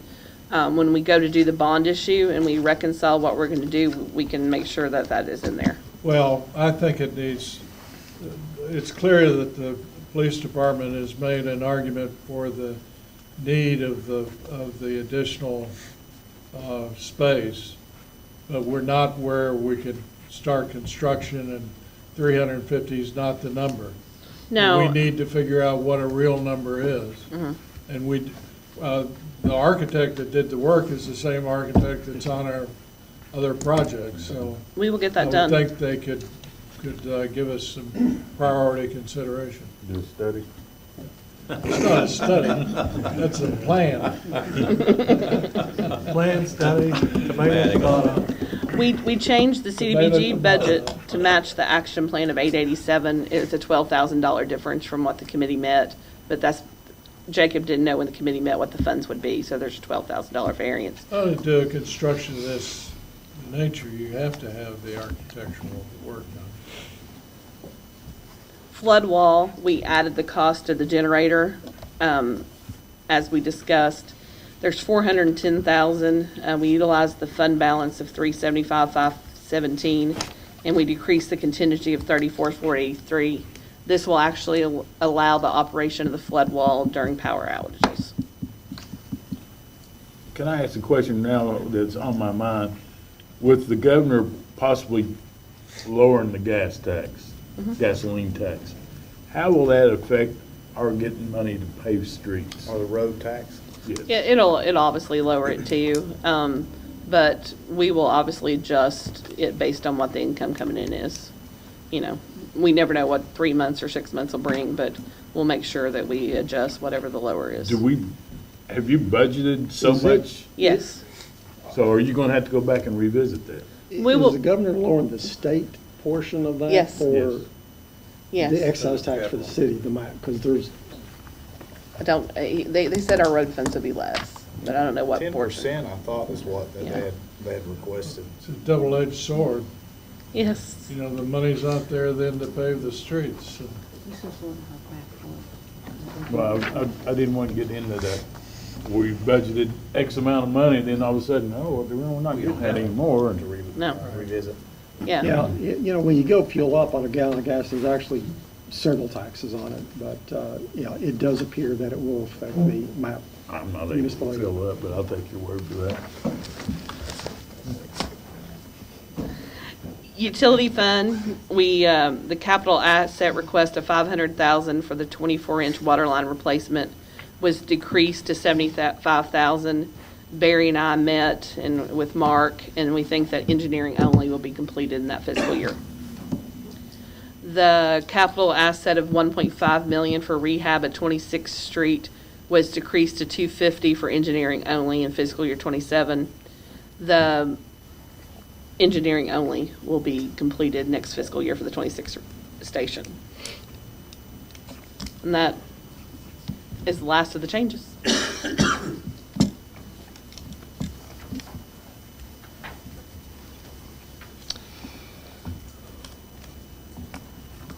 All right. So now, what, the ones that you've given us out here, Replace the pages that you had in your book. okay, so we'll have to go back and, Well, I'd like to revisit the capital fund, capital expenditures and the utility fund capital expenditures. I don't know where we are in those two numbers now. Okay. For the I mean, utility. you pulled numbers out and adjusted some The numbers. utility fund, we lowered it about 1.7 million. Oh, it was at 18 million, wasn't it? Yes, but a lot of that, when we backed out the CSO for the sewer plant, we backed out the projects that we already have contracts for. We were at 3. That we already have contracts. Like, we have a water tank that won't be finished to next year, so there might be 300,000-400,000 in the budget, but we already have a contract signed for it. And then we backed out the 10 million for the water line replacement, where we were at 3 million of projects. And out of that 3 million, we backed out the 1,250,000 for 26th Street, and we backed out 425,000 for the water plant. If you look at what I mean, without the page in front of me, Robin gave you all one, you have an extra? Yeah. a current one? Yes. Yeah. And here's your current, yeah. Oh, do you need a current? We can go through them one by one if you like. so that might be good.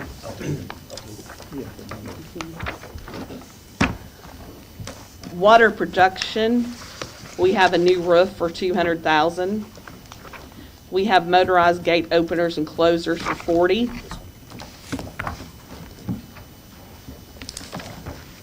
Everybody find the page? Yeah. The 24-inch or foot or whatever water line replacement for it basically replaces the piping in the basement of the water plant. We're doing engineering only now, so we reduced that from 500,000 to 75,000. Sludge pumps, 60,000. Control panels for sludge tanks, 50. Some UV 254 equipment for treatment for 30,000, and water softener for 10. That is So there was no everything. changes there. so- No, that's everything at the water production.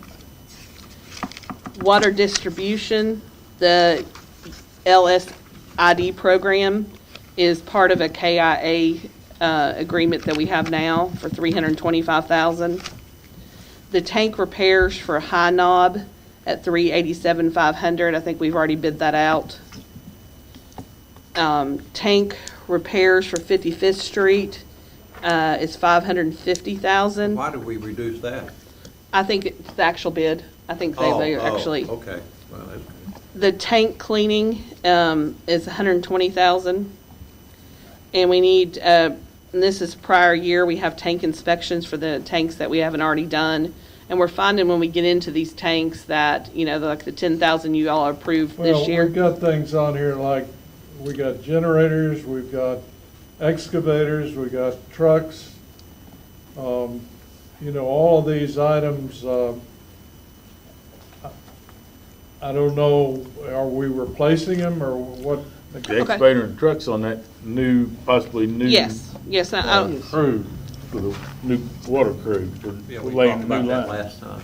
The only issue I have with. Those the, have not been approved because we hope to do them. Okay.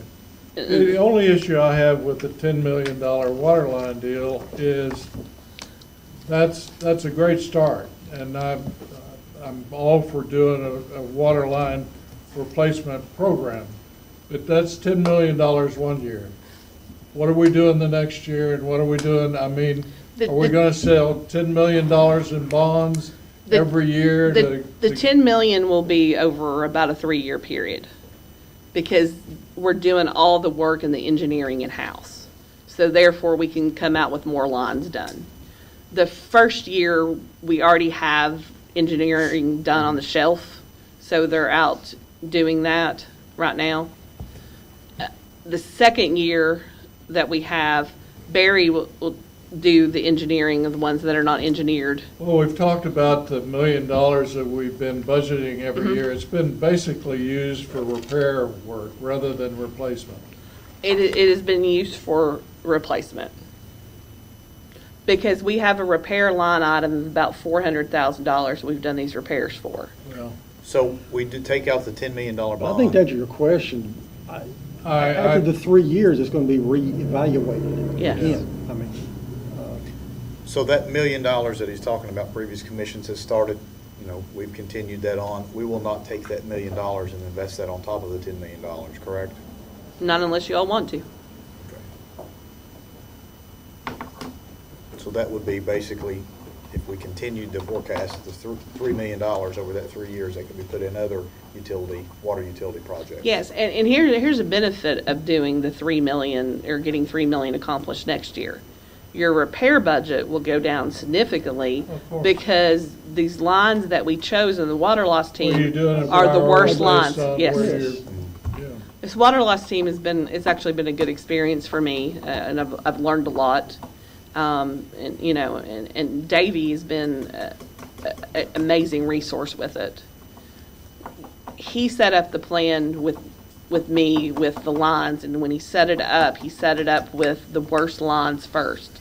And this list is fluid because we may find a place in the system that's worse than somewhere else, and we'll bump it up to where. Well, we've got a several-page list. Yes, we do. That is the priority line replacement. And they've got it down to a science right now because what was slowing us. What is the estimated cost for that list? You're probably 20, 30 million. Yeah, it was very high. Well, Yeah, 20, 30, maybe more. But this idea, the genesis of this idea, in the discussions that I was part of, was trying to get around that curve, is provide some, and figure out a way and a plan to provide a long-term investment that would allow you to start turning that tide more and more to decrease the repair costs. Make significant impact. And the only way that we, when management looked at that, the only way really, from Mark and Barry and Dave to finance and city manager, and the input that I had too, was the only way you could really do that is if you had an initial level of investment in that program, and you prioritize what lines you needed to prioritize, so that, you know, whether it be, and part of that was prioritize the ones that are already engineered, because they're ready to go. And the engineering cost on that, you're saving, because it's going to cost more now, obviously, with inflation, to engineer those than it would have. And this is what the committee did for the water loss committee? Yes, that was our ultimate goal, is to reduce the water loss. Right. And we've got a two goal thing. We're replacing meters, and we're replacing the water lines that are bursting. So we hope to lower our costs. I mean, I our think that's a good manufacturing approach. cost of goods sold, the raw water, plus reduce our repairs. That's- And I think it's a good idea to continue that water loss team, because it is going to be fluid, and as you come up with different areas that might have a need, that they might change in that priority list slightly. You have a list, you make a plan, you try to follow the plan as best you can, but if it needs to be addressed as you go, you can make changes. And we're also getting to the point where our water meters are 20 years old. So we're getting to the point in the next couple of years, we're gonna have to change out all these water meters again. So there's a lot of challenges with the utility and this infrastructure that we've kind of kicked the can down the road. I can continue to. $31 million, $32 million. 32 million, and with the water line replacement and the sewer plant, that's like 27.5. And another replacement after the pump station, the 400,000, it's a pump station. We already have contracts for that 400,000, and we have grant money to pay for that one. The next one is fire hydrants. We have a significant amount of fire hydrants in our system that are broken. Fire hydrant, the cost of those are going up significantly. So that's why we chose $600,000 in for fire hydrants when it was. Yes. Instead of 150. Because we were surprised when we did the budget, the amount of fire hydrants that needed replaced. So we wanted to put an influx of that in there. We're replacing a lot in Callisburg. Yes, and the only reason we were able to do so is we replaced the water lines, because the water lines had to be, I don't know, they were 4 foot, and it has to be 6 foot or more. Yeah. So we had to put that kind of line in to actually replace the fire hydrants. I think there was like 9, and they actually put, not only replaced in Catlettsburg, they were able to put new ones in. That's very important, and I encourage us to keep that $600,000 figure in there if we can. Water valves. Water valves is another problem with our system. We've not maintained our water valves like we should, and we don't have enough in there, or we don't have the people that know where they are. With this, it'll allow, like when there's an outage or a leak, it'll allow the distribution crew to tidy that off to a smaller area. In terms of the utility capital expenditures last year, if you take out the wastewater treatment and the water line replacement, it gets it down to what, 4 million or 5, whatever it is. What was the capital expenditure last year? I can't tell you the exact number, but I did compare the two, and they were very similar. It was a couple $100,000 off. Okay. Then the next item is collectors. We actually just put another one in Catlettsburg, and this What are collectors? a collector will actually, like Citizens House in Ashland, if you have a water leak, I can get the reading through the internet, and my customer service staff can actually call up and tell you why your bill's so high. It'll show a daily usage. It'll actually collect all the reads. They don't have to drive by them, and that's the accountant's version. So it's an electronic system. Yes. So, like, if we had a leak in Catlettsburg, we actually had to send a meter reader up, put the little thing on the meter, and get the report, and it would take a day or two to get back to them, and then the cost of us going back and forth. So we're looking at those to put them in some other areas of our system to make it more efficient for meter services. That's critical too. That's I think so too. Well, if we're consistent with last year and we're I mean, I'm okay. In the wastewater treatment plant, I think they had 50,000 for an aerator refurbishment, just to try to keep it going till we get the construction done. In wastewater collection, they're doing a lot of valve works and pumps. Meeting with Mark, we have pump stations that require 5 pumps, so we have 3 working. So these are things that could not be put off to next year. It doesn't look excessive at all. No, the way it does wastewater not. collection. So we went through this twice with Mark and once with Barry, because we wanted to make sure that we weren't overwhelming the engineering department, because they already have a lot on their plate.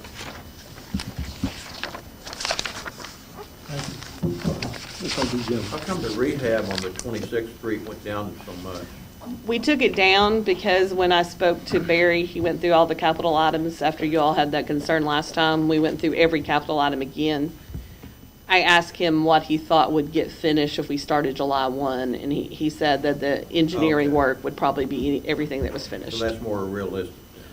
The cost of it will be, when they do construction, will be more $1.5 million, and that's not fixing the whole station. To fix the station like it should, it'd probably 10 to 12 million. We're just doing the $1.5 million to rehab it.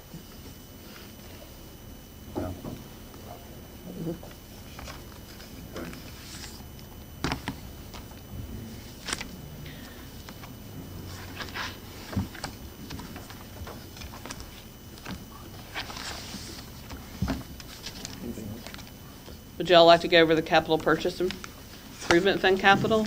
Sure. Just by the way, the capital purchase improvement fund purchases capital for the general fund. 9 million for? Is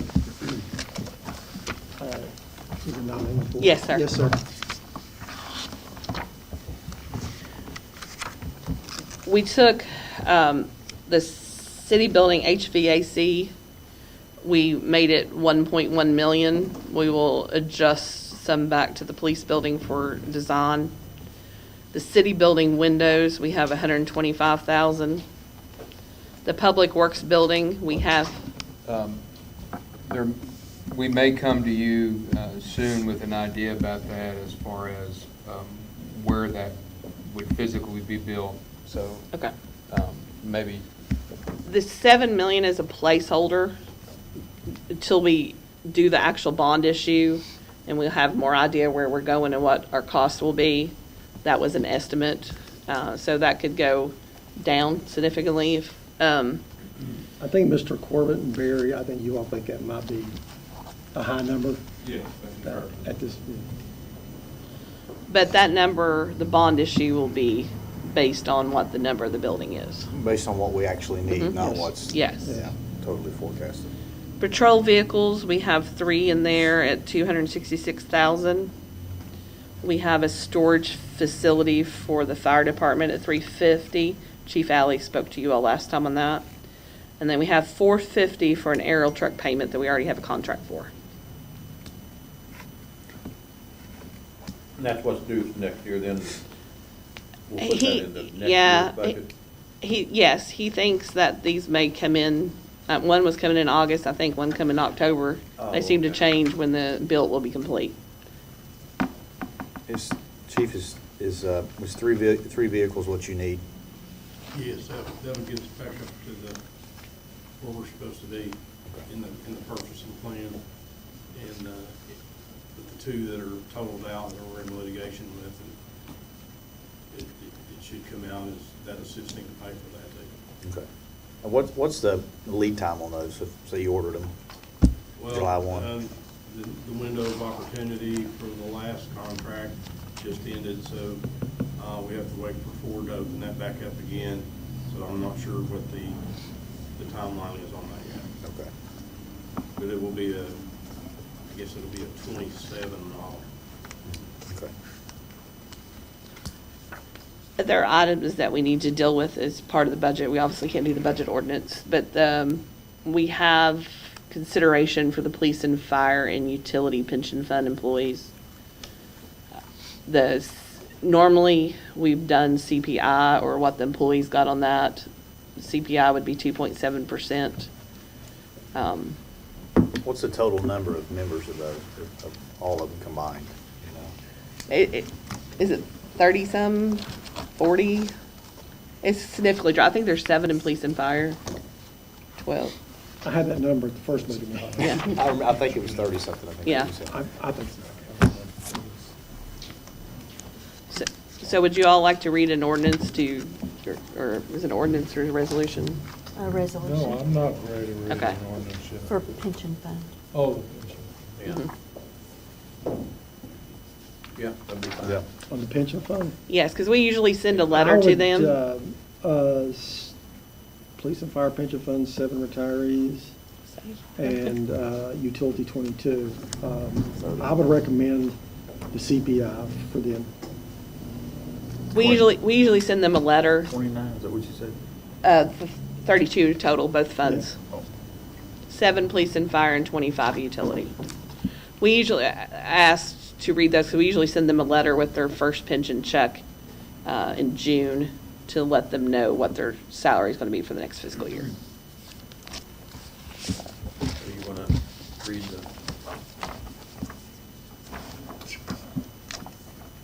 A resolution of the City of Ashland, Kentucky authorizing a 2.7% increase for all members of the utility pension fund to be paid from the utility fund. That's the city utility fund, is that right? Yes, Yes, sir. yes. Okay, motion? But we're not doing a cost of living increase for the police and fire. That's next. That's next. We Recommend- are, I thought you said we weren't. No, he said he said- recommended that. I recommend a CPI, a COLA Okay, increase okay. for the utility pension fund and the police and fire pension fund, Good, good. 2.7. I'll make that motion. Second. Discussion. All in favor, say aye. Aye. All opposed? All right. And the next one will be Police and fire. a resolution of the City of Ashland, Kentucky authorizing a 2.7% increase for all members of the policemen's and firefighters' pension fund to be paid from the general fund. So moved. Second. Discussion. All in favor, say aye. Aye. All opposed? Okay. When was the last time you gave them an increase? We gave him one last year. Last year. Yeah, last Yeah. Yeah. Always try to take care of these people.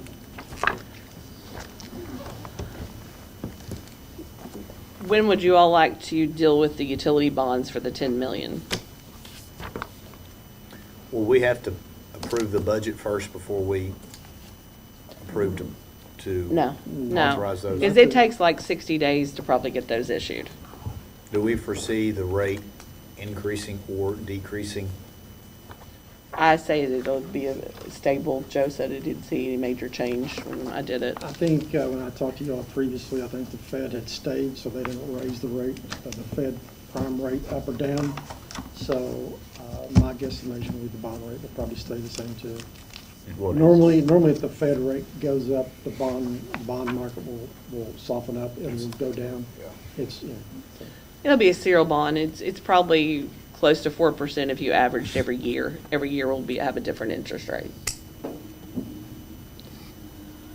We do have a bond ordinance if you all would like to do that. You all want copies? Yeah. I'm okay with What is this? Yeah, I mean, I'm The okay bond. with it. It's been in your all's packet before. Bond ordinance for what? for The 10 million. Give us, I don't know that I'm ready to do that. okay. I'm fine to look at it. Does everybody have a copy to take with them? I'd just soon do it when we do the budget. When would be a good time to get back with the budget? Well, the next meeting, I think we were going to go to the wastewater treatment plant. yes, Yeah, I sir. mean, does anybody have an issue with having a meeting next week? I As long don't, as and I'd it's like after to kind of get this Tuesday. behind us, I mean, because we're We put, coming up on the end of May. yeah, our finance End of department's put a June lot of is work in when we have this. to I adopt know. it. We're okay. What's good for everybody next week? Is it next week? Yes, After Tuesday. after Tuesday. Wednesday, I was It's 2021 or 22? Have we, with the interlocal meeting, Wednesday's the 20th. we were talking about that on the 20th. Wrestling match. We're not doing that, right? That was for, I think there was a date proposed in June, but there was some other events going on the week that it was proposed that Oh, okay. probably needed to steer What clear. about Wednesday, and the 20th? Okay. Looks good. 20th? The 20th? Yes. We can recess this meeting until the 20th at noon. At noon or 1, yeah. Driving back from Louisville, so Oh, okay. You want to put it later on in the a afternoon? little later on in the afternoon. What would be okay with you? Sonny, if you're driving back from Louisville, why don't we just push it to Thursday? Pardon me? If you're driving back from Louisville, why don't we just push it to Thursday? Either way is okay. Will you be here Thursday? I've got a, I'm- yeah, that'd be, How I've got to about, go to a wrestling match with my daughter and have the 500. I'm good either way. we do, On Thursday? No, Thursday, possibly, I might. Possibly, I might be taking off. Wednesday at 2? so let's, Wednesday at 3 or Wednesday 4, at will 2, that they work? give you enough time? Yeah. that'd be all right. Okay. So on it, well, we have to address the salary chart, the budget ordinance. We'll have to address the bond issue. Susan, what else is on our list? second reading of the 2 pension funds. And then the, That's Well, what I was we'll have to deal with those things. We don't have to adopt them all. I mean, we got to do the adoptions soon. I mean, but it doesn't have to be done on Well, I mean, ultimately, we got by June the 30th, I mean, But- to get the budget done. so. I'm just a planner, sir. I got a lot to calculate. I would like to see, once we adopt a budget, I would like to see if our staff could put together a projected 3, 4, maybe even as far as, if you could, at least a 3-year forecasted budget for the city. Kind of like our expenses for 3 or 4 years, Yeah, or. the department heads actually, we've actually got a 3-year capital plan. Okay. Yeah, absolutely. Operational expenses wise, that's Fluid. a little bit Yeah. tough, but we can certainly look at historical data and try to get you something out. Yeah, I have auditors starting June 1. how close are the revenue projections to the actual receipts to date for the current budget year? Historically, we've done pretty good. I mean, I would guess, I know we tracked that metric years ago, but it was within 95 to 105%. Normally on the revenues, when we look at this stuff, we'll look at 5-year and we'll look at 3-year, and we'll do a weighted average. We'll get a little bit more weight to the 3 years because it's more current. And then we'll discount it a little bit, a conservative, because we always want to come in a little bit over on the revenue. Obviously. And under Right, on the right. expense. Right. So we've normally hit the revenue target, sir. So we're in line Yes. Yes. Yes. with a 26-year Yes, budget? yes, yes. Good. And we have some budget adjustments that we'll need to adopt before the end of the year too. We're waiting, we were just waiting on the fire department. They had a, For the good or bad? there's both. We've received grants, and then there's, our fire truck, the engine just had issues. 20 grand so far. New or old truck? Engine 3, old. Yeah. Still new for a fire truck, I guess. All right, well, so no other discussion, then we'll recess till the 20th, is that right, at 2 p.m.? Wednesday, whatever that is. Wednesday, 2 p.m. 2 p.m. Yes. If you all have any questions in the meantime, reach out to finance. Oh, you know we will. We're getting there. Thank you all for your time. Thank you, sir. Good job, guys.